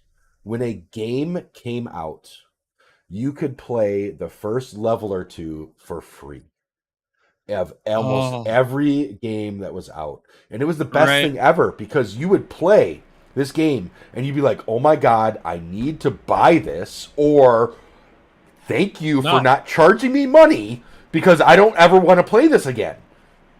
All right, I'm gonna show my age here, and I know Ray's gonna feel I'm this. older than you. BBT, yes. BBT, I'm not sure. You're only what, 1 or 2 years younger than me? I don't know. I'm the young buck here, You Yeah. are. and I'm not Circuit- a young buck. Circuit City. I know. Oh, yeah, okay. I Yeah. remember going into Circuit City, like, my parents would drag me to, shopping back in the day. And when I was old enough to go venture off on my own, I would always wander into Circuit City and play the demos there. Yeah. Yeah, And it was 100%. always, then you had when like PlayStation had a magazine, you got a demo disc with multiple demos on it. That's gone. You know, Now it's we- like, we'll let you play the beta and see if I you don't- like it for free. And, Right. I get that. That's still here, but the demos were the final released game that you could play. Yeah, and it's just it was such a good thing to have that it's just gone. And if and with Concord, when we played the beta, that was supposed to be the final beta, like stress test. It was the game. It was the Like, it that was the was game. It essentially wasn't a the beta. It was, here you go. This is what we This spent is- 8 years on, and within the first 10 minutes, we were like kind of all looking at each other like, well, we'll keep playing it. Maybe we're missing something. Yeah. Yeah, and No, we're like no. I played a little bit of a beta of a game called Off the Grid. It's supposed to be like an Ooh, I heard good things about that game. extraction shooter, and like it felt all right. Yeah, there was a lot to it, but like you could tell it's still in early access, and you have to be invited to it. But like I can understand why doing it that way, and but having was because I think this was the only open beta for Concord, wasn't it? I think they had closed beta for people that pre-ordered it. So the people that But- wasted their money before other people wasted their money, you got We- to play it. most of the time they have multiple open betas. So they have the closed betas, and then like Deadlock. Okay, Yeah, Deadlock Yep. was a closed beta, and then you still have It's to still, be you have to be invited. invite only. Yep. And that that, game's good. That game is good. Game is good. Yes, it is. It's frustrating. Dude, or what about the open beta? I don't think I don't know if BBT played it, but I know you did. Marvel Rivals. Oh my god. Now, that is a game. I'm not going to say it's an Overwatch killer, but that's going to be a direct competitor, and that's going to take a lot of Overwatch's gamer base. It's gonna take me. Mark- I can't wait. What is it? Mark December my 8th? words. December 6th. It's early December 6th, I do believe. December 6th. I will be playing that game. Absolutely. Yeah, I mean, I've watched you play Ray, and it does pique my interest for sure. But then again, December like 6th. Overwatch, I have like 100 hours in Overwatch, and Rookie. which isn't that much Yeah. considering what I'm just majority saying of the player because of base how Rookie much of has. numbers, my life gotta I've pump sucked- them up. Yeah, how much of my life I've sucked into that game. But then again, it's like Overwatch is a game that it doesn't necessarily appeal to me. Yeah. So will I play Marvel Rivals? Yes, I will play it. And I will probably really enjoy it for a period of time. And then I'll have to take a break from it. And And when I it comes probably to will never pick it back up again. when But it that's come to because it's the Overwatch- style of game that I just don't really care for. Per se. Yeah, it doesn't resonate with you like it does, myself and Raceland. Yeah, that I love Like, that yeah. style of game. It took me playing, running with a consistent crew to really, like get into Overwatch. Yes, I bitch about the game and some of the jankiness, Valrage. but Valrage, yeah. But I didn't get that with Rivals, and I enjoy, I dread running solo in Overwatch. I just loved every chance I could play Marvel Rivals. Yep. It was a stark contrast, even though, you got, your set character list like Overwatch, but it was fun. It felt good. It was fresh. It felt fresh. And I think Yes. that's what it is. Yeah. And as long as it continues to feel fresh, I will like it. And it's a free to play game. So Yeah. if If you don't vibe with it, you just move on, right? It's easy. Exactly. Yes. And that's why Deadlock is more my cup of tea over Marvel Rivals. Yep. But that's because I like MOBAs. So Yep. it's more my cup I'm of tea. really MOBAs- liking Deadlock. That game is definitely going to take up a lot of my time. I'm not going to lie. MOBAs have Yeah. never been my personal cup of tea. I've played a little bit of League. It didn't interest me. What was the other one? Dota Smite. 2. Yep. Smite. I Yeah, never. Smite was great. I played the shit out of Smite. I I know you never- did. They never resonated with me. It's a unique style of game because just to play one match, you have to commit yourself to 45 minutes of play ish, give or Yeah. take. And Yeah, early and on, if you Smite- make a lot of yeah. mistakes, you fuck the whole game up. But Yeah. that's And I think that's why I was not a fan of League, because with the couple of matches I did play, within the first 10 minutes, oh yeah, this is a loss. This is a wash. But I didn't want to get penalized for leaving because, that's not how I roll. Yeah. Yeah, and I ride that train wreck right until and it a lot of derails. people appreciate you for that because there's a lot of people that will bail on those games. Yeah. We So- should probably hit the Yeah. yeah, I think we should. You're right. We're going way over time here. Okay, so next here we are, and I hope everyone loves this. We're going to go into Dr. Disrespect news. I chose, I think, a good meme for this. So I assume everyone here knows what allegedly Dr. Disrespect messaged a minor. I think it was a DM through Twitch. Yeah, it was a right? whisper. Yeah. It was I bet it was a whisper. It was Yeah, probably it a was, whisper for right sure. in his ear. And he's banned from Twitch, moves to YouTube, right? Whole thing where no one really knew why he was banned from Twitch. Some people thought it was because he was streaming it on his phone at TwitchCon and walked into a bathroom, or there was all these things. That did happen, and he did get a ban for that. But He did, but not a permaban. Yes, But not a Not permaban, yeah. you are gone from our platform, which is huge because how much money was he making Twitch? insane amount. Insane amounts of money. So he moves to YouTube. He does pretty well on YouTube. All of his followers go over to YouTube, and he finally tweets out and agrees and tells us what happened. He messaged a minor. Doesn't say exactly Which, what he messaged, right? But it had to have been something inappropriate, right? You have to assume that. Just if I say hi to a 14-year-old, I'm not going to get banned. There's more things that need to be said. Yeah. Yep. I mean, And but so he came out and he said that it teetered the line yes, of inappropriate, right? correct. Yes, but What? Hold on. the Which exact words that were edit? said- Which edit? yeah, which 'Cause edit, he added- exactly? He edited his tweet or whatever his announcement was multiple times before And the final product came out. And then still deleted it, right? Didn't he end up And then deleting it after the ultimately whole thing? deleted it. Yeah. Yep. Yeah. So currently, he is demonetized from YouTube. He is no longer a part of his own studio. Which He is chose called- to step down.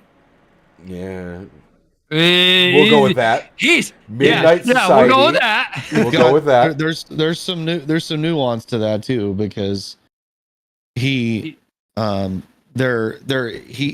has it in his bio. Yep. That he is linked to them, but they have no longer said that they are linked to him. Yeah, he said he's coming back to it. He's planning on coming back, and they've said we have never said that. Yeah, it's a whole weird scenario, man. Like when I look at this, I'm like, first and foremost, without releasing what was said, it's very difficult to have a stance that could get behind him. But like I've been a huge fan of his for a long time. Let me preface that. Like Okay. because he set like his creative style and the way that he does his content is his production value is probably second to none. Yeah, And when you go through all of these different things, like there's a lot of things that as a content creator myself, I feel like I've learned from him. And I can tell you without a doubt, I've never messaged a minor. And did you learn that from him, or did you know that beforehand? No, I knew that beforehand because I'm a mature man, happily married, Yeah. mature man, that I know that is a bad idea. Nor would I ever think that it would be a good idea. As a gentleman with a teenage daughter of driving age, I would, if I found out that there was a gentleman of his stature messaging my daughter, I would not be thrilled, to Especially say with the a least. 70s porn stash. Yeah, Yeah, for sure. I would. That's a The red flag right up the the top. Ethiopian caterpillar. Still doesn't rhyme. Son of a bitch. Ethiopian caterpillar. Oh man. That's what he calls it, man. That is the quote of the stream. I mean, that's what he calls it. I mean, it's a crazy situation because, like, someone that's been a longtime fan of his, that I definitely have not agreed with like some of the different things that he said and done and that type of stuff. But the reality is that what he did was inexcusable, and it's not something that I could ever get behind under any circumstance. As being a dad to two girls, it is I don't see how I could ever be in a stance that I could ever get behind it, unless, like, and I will say this though, is that if there's a difference between saying something inappropriate and then, like, what does that mean? Like when someone says it teetered the line of inappropriate, like, I have no idea what the fuck that means. Like there's too much nuance there. And I'm sorry, but if anybody talked to my daughter in a manner that would teeter in inappropriate, and she is a minor, like, that's, I don't see how we can get around it. Like, I don't understand how I can't all support I have that. to say, BBT, is if anyone was to say anything teetering the line or below the line of inappropriate, I am straight on a plane down to where you're at, and I am gonna personally help you kick that person's ass. I Like, didn't want to I'm done. go. I didn't want to go to. I didn't want to outright say that when I Yep. was talking. It's just, it's an implied situation. I don't care if it's just slightly above the line, teeter line, below the line. When you're hitting the line, it's Yep. you can't come. In my opinion, you can't come back from that. No, and you shouldn't be able to. You're And always I going to honest- have that label. and again, I don't know what was said, but if he is saying it teeters the line, to me that tells me it's way below the line. Like it's gone. Yeah. You've You mean stepped it's over. or yeah, sorry. You have stepped over that line so far that there's no coming back. And you are saying it's teetering the line just to keep people okay, well maybe he didn't do what we think he did and blah blah blah blah blah. Like I there's really always- hope YouTube does not allow monetization. If you want him to stream on your platform for free, fine. That's what you're doing right now.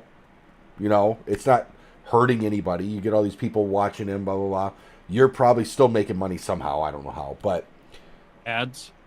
well, he's not monetized, so there's no No, he's not ads. monetized, so he's not making But- money off There's that. no ads.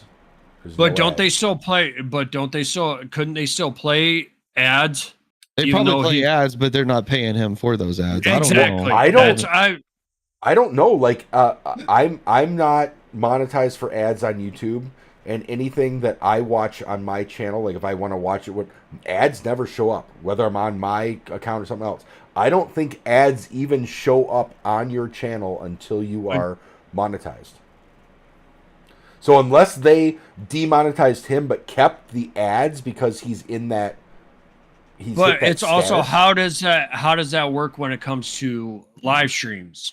You know, on I don't. YouTube. I don't think ads VODs? pop up on live streams. It's only VODs. I VODs? do not think. Yeah, live okay, streams so- get ads.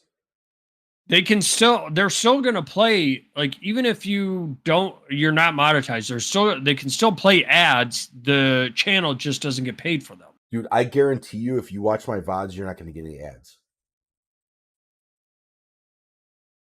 That It- seems it doesn't- strange. No, it I doesn't don't happen. know enough about YouTube's They policy when it don't. comes to If that. you're not monetized, they don't throw ads there.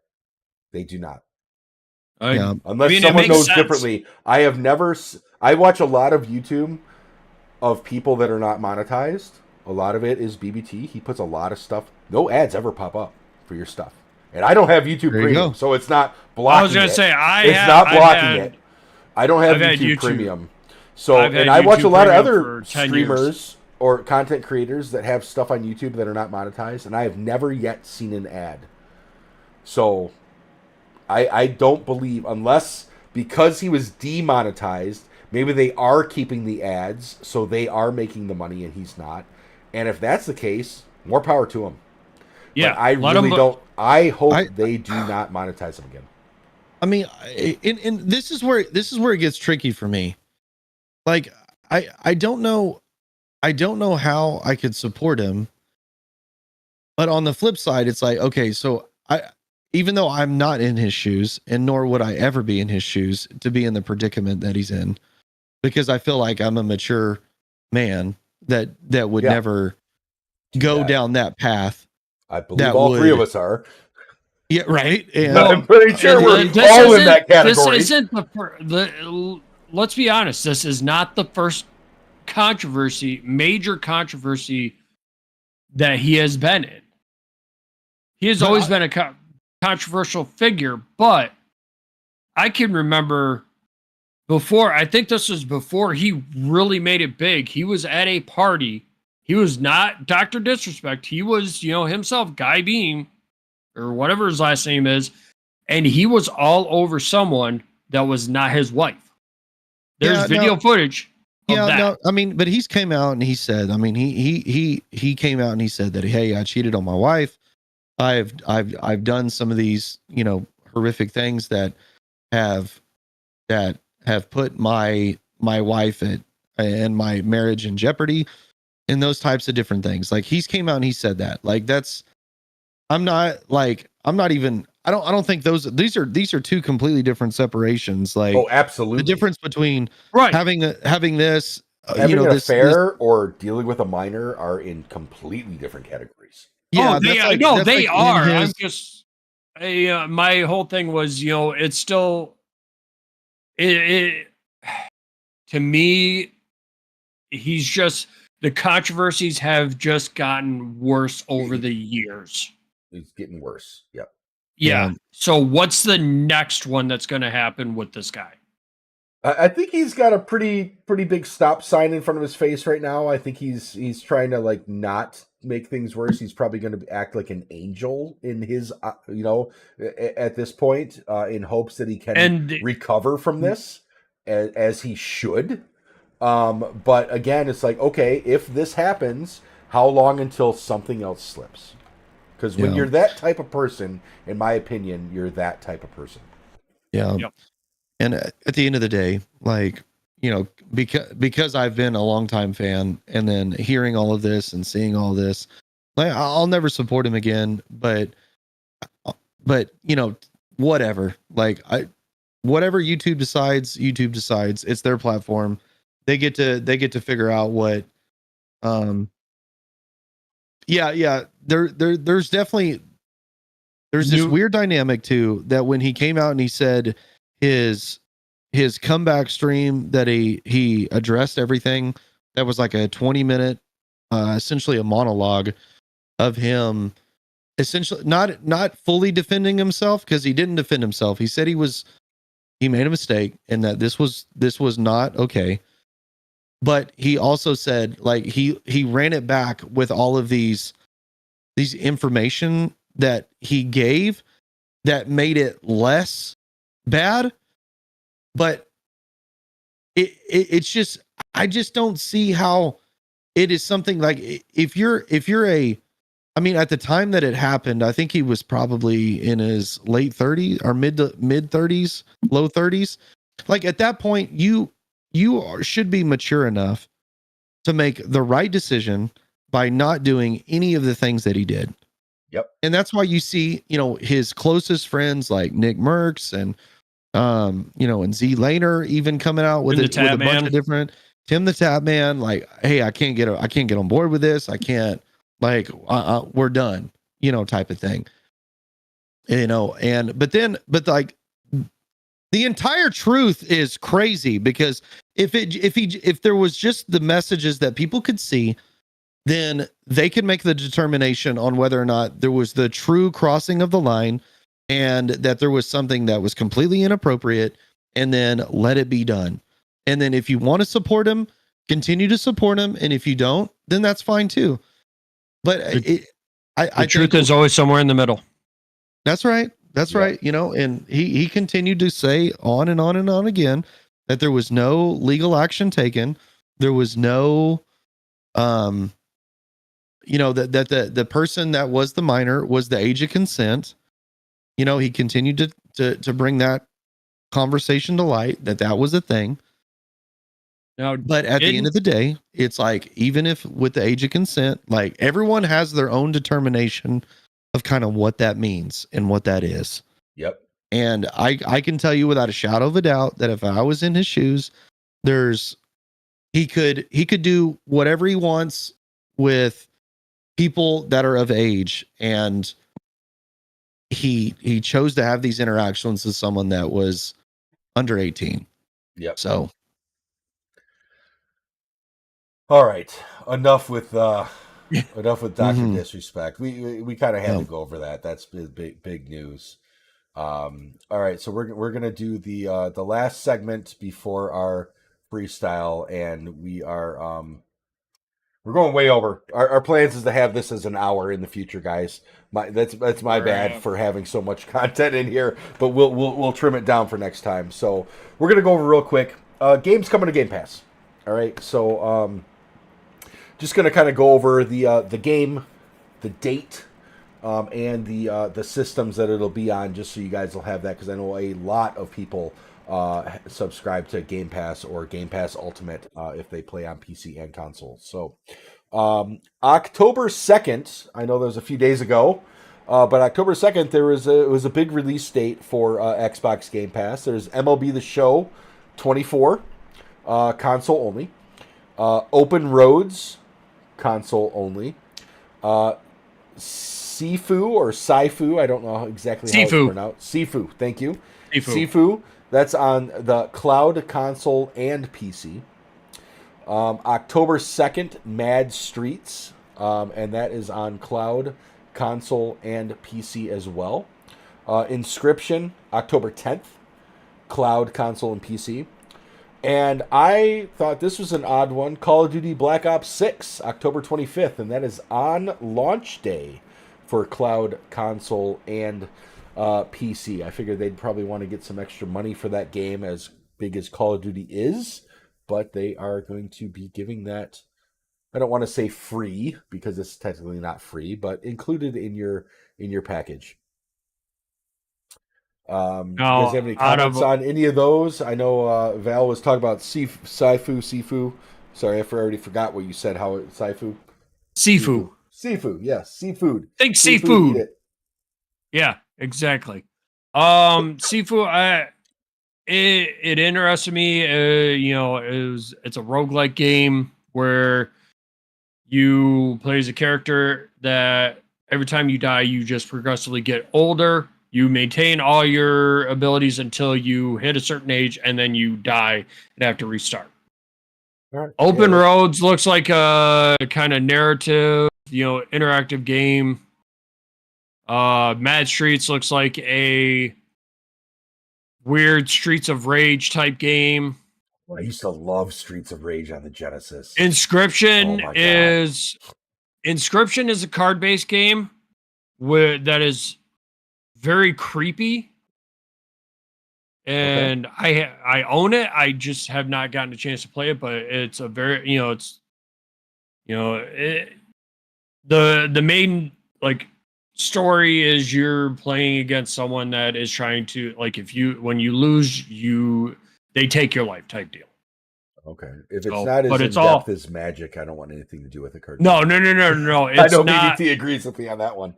It's not anything. It's not anything like Magic. It's more like not.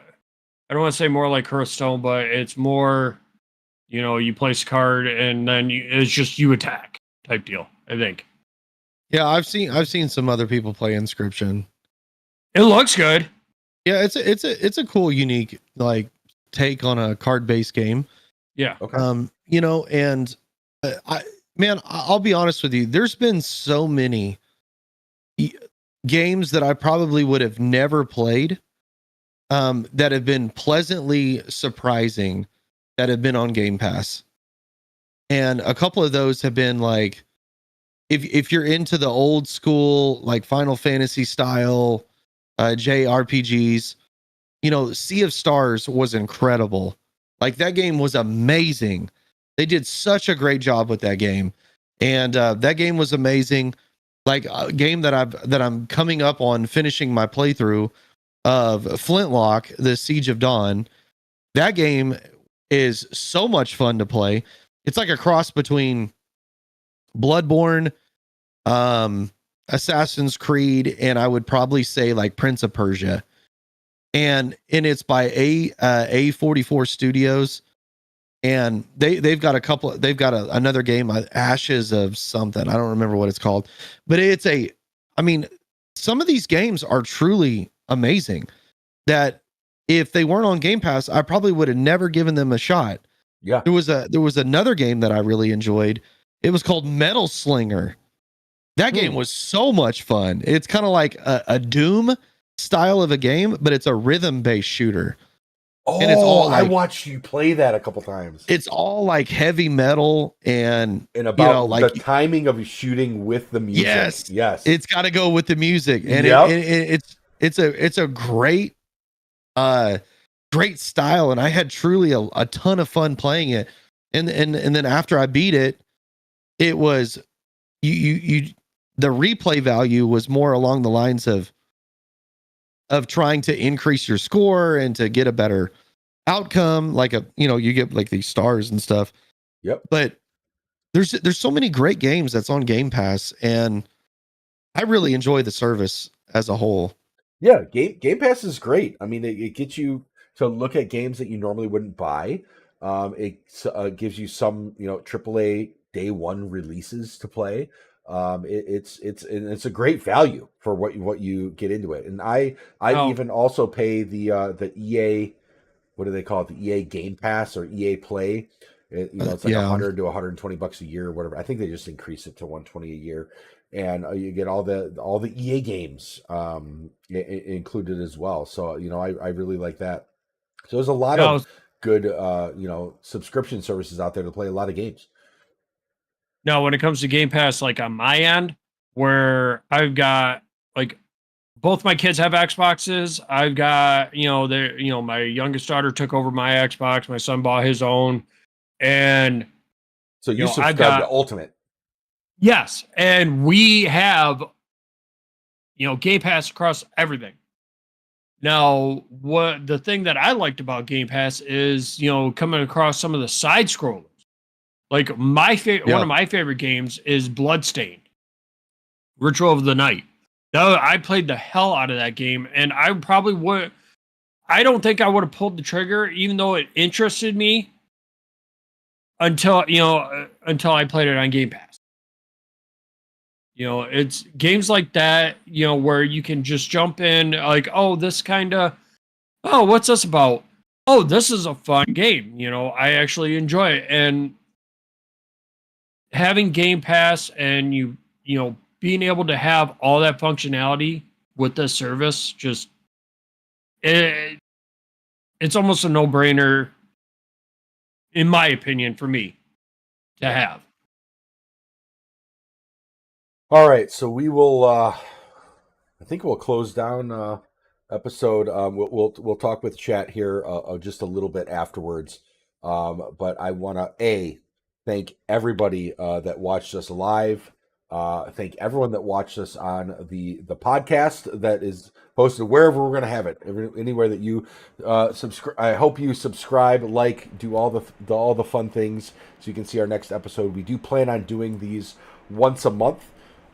It will be on Wednesdays. I don't know if we're going to continue with the second Wednesday.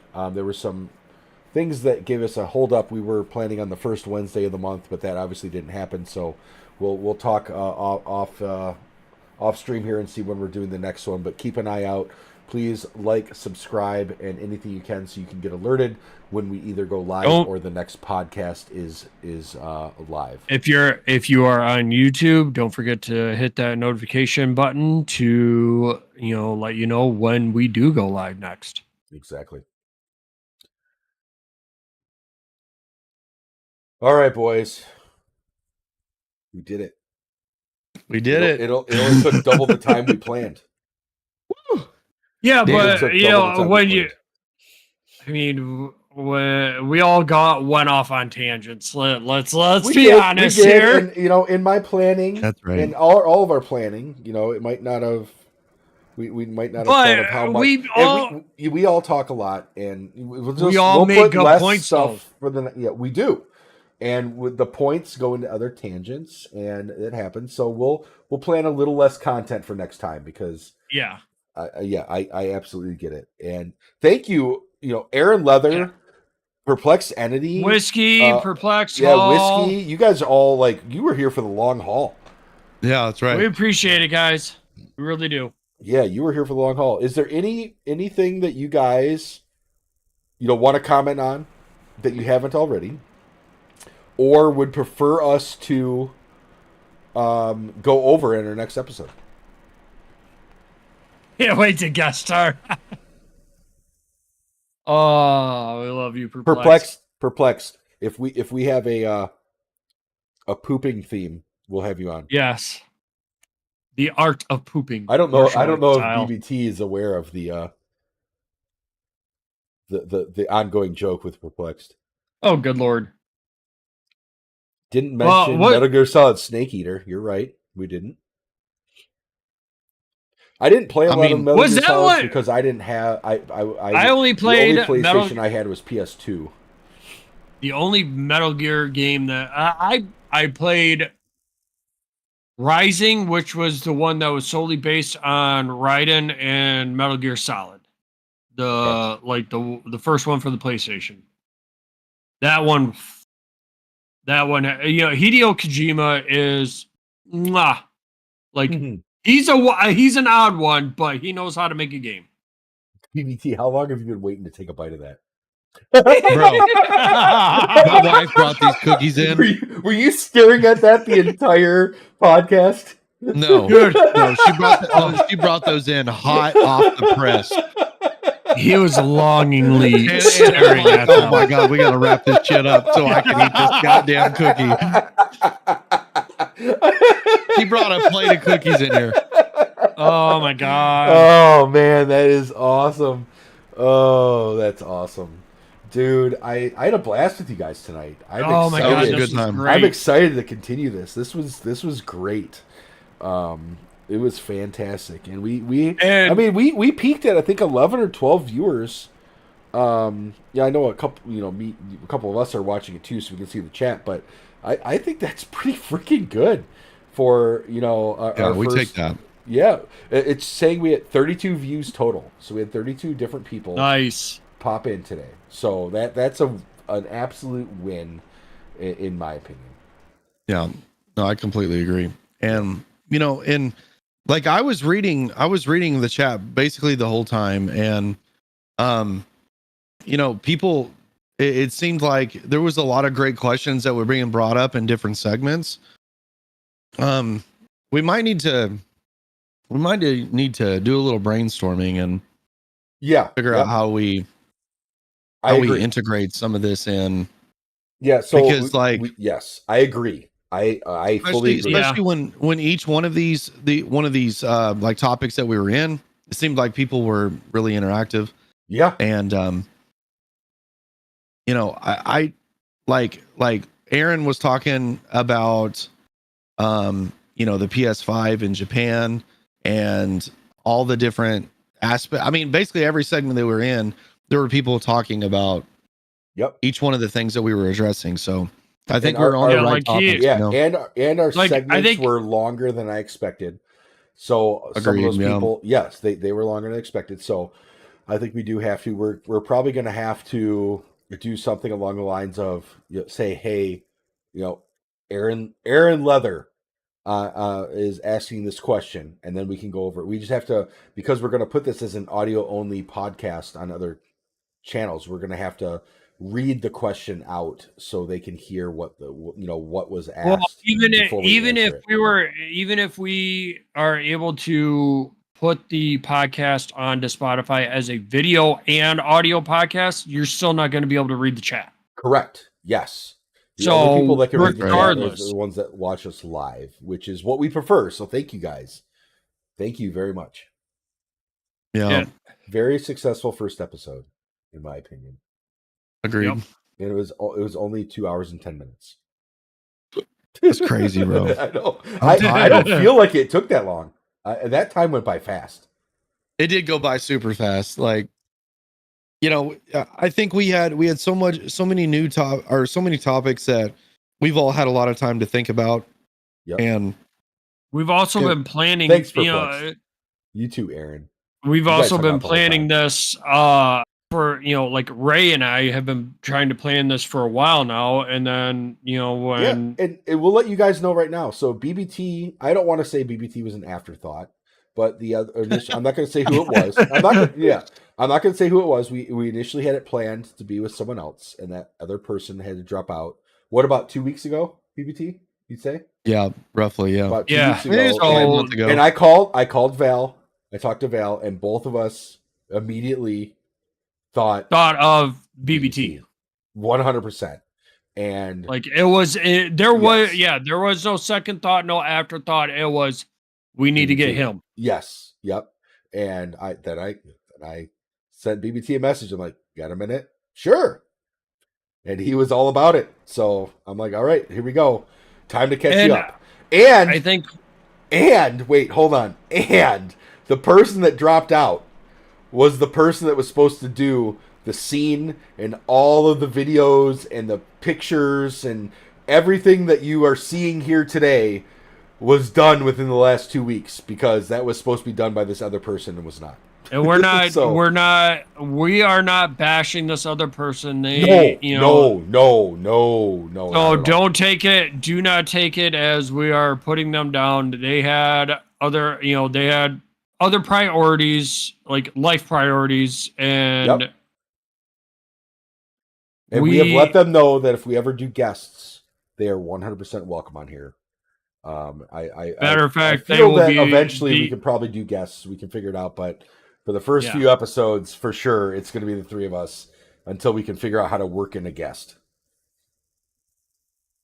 Now, question for anybody still in the chat: are there any segments you would like to see on the next one?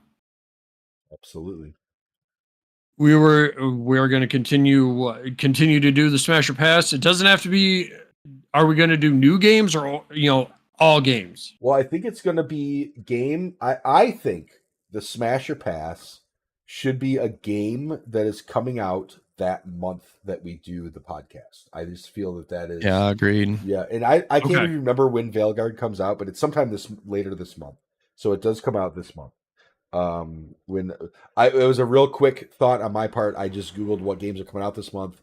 I saw Dragon Age. I got a little chubby. I'm like, okay, this is what we're doing because I loved all the Dragon Age games, and I can't believe it's coming out this month. I didn't even know before that BBT had such a love for the game too. So that was a good surprise.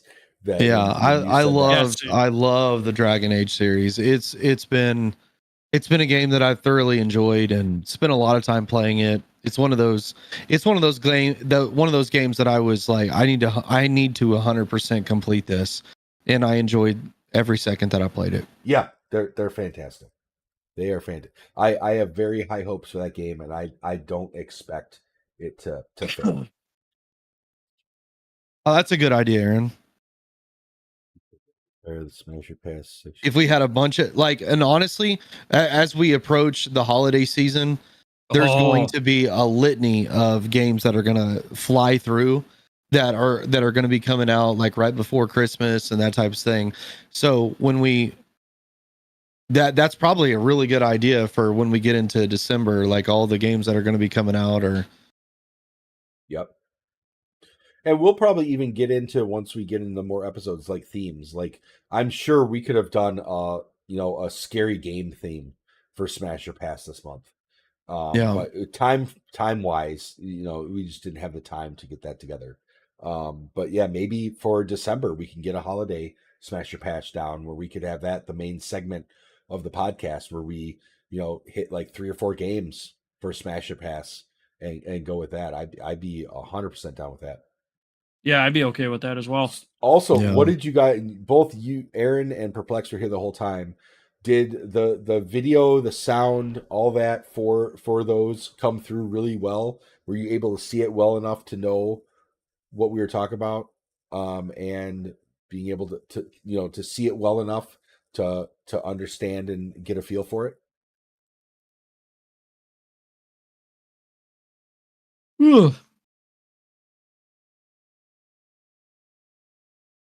It is way past my bedtime. Holy hell. Dude. BBT's an hour behind us, so. I know. I feel bad for y'all because I know I get up quite a bit earlier than, I don't know, maybe not than Val. Val gets up at like 4:30, so. Yeah, that's silly. Yeah, you got the worst end of this. I get up at 6. And then I put in 10 hours. Yeah. Yeah, I get up at 5, so same time I do. So that's. I'm in the trade, so I function on no sleep, caffeine, and nicotine. I was thinking about that too, Aaron. It might be so. I think what we might have to do is comment more during the video. I was trying not to comment during the video just to let it play, let it play. But I do agree that we probably need to comment a little bit more during the video. Is that okay? So now my question for you two, is that going to be transformative enough to not get a copyright strike on YouTube? We let those. I think that's okay. No, the trailers and stuff like that we're showcasing a game, they're gonna be 100% for it. Like they're not gonna copyright strike that. Yeah, I know how some of these, how some play, some of the shit is on YouTube where I've seen people get copyright strikes on. Like hell, I ended up getting a claim on when I played Bioshock. Damn. Yeah, Like that game's how old? Yeah, you still have to like turn on stream remote and shit, but Yeah, but when I will there's say streamer mode. I will say that I think what he's referring to as, yeah, we're gonna have to like edit down probably the area where we watch the video, to where that like the where whatever we say or do during the video, that's just cut from the actual podcast, and then we just go into the smash or pass segment, because I think that's probably a little unique to watching it live. And Yes. I don't think there's anything wrong with that. I think, we want to try to push people to watch live, and then if they miss it, they can catch it on the podcast side, right? Yeah. Yeah. So I think that's what he's kind of referring to, but It goes to any of these reaction videos where people watch a video and then they react to it. According to what I've seen across YouTube, you can only play. It has to be somewhat transformative or add to it. You can't just people have gone out and tried to just Just You know, like repost it. they're essentially reposting it, but they're like us. Like if we were to just play videos, other people's videos, and not comment or anything like that. Yeah. That's what these channels are doing, and they were making money off of other Yep. people's products. Therefore, they would end up getting demonetized shortly after, because videos were not transformative or of anything like that. Yeah. So I think we handled it well, but Yeah, I think we should cut out most of that for I want to be a little the preemptive audio and only. on certain things. yeah. Yeah, exactly, Aaron. Unless Yeah, we get a notification I for agree. it, we don't need to worry about it. And I don't think we will, but I'll find out shortly. Probably tomorrow morning, I'll wake up. If there's a copyright strike, it'll let us know. Yeah, no, They're I quick. mean, for like video content that we're talking about a game, like there's I no think- way in hell they would ever copyright I- strike something that is promoting their game. I Yeah. do agree. I do agree with what we're doing should be fine. We are watching a gameplay trailer and then we are reacting after the fact. We're not reacting actively during, but we are reacting. We are giving our commentary. So therefore, in my opinion, it would qualify as being transformative, informative, however you want to call it. But I agree with Aaron. Let's wrap this up. We all Yep. need to get to bed. But thanks Yep. again for everybody that watched today, and we'll see you again in about a month. We'll keep some posts around once we figure out what day we're going to do it, and we'll go from there. Sounds Thanks good. again. Thanks again, everyone. Have a good night, guys. Take care.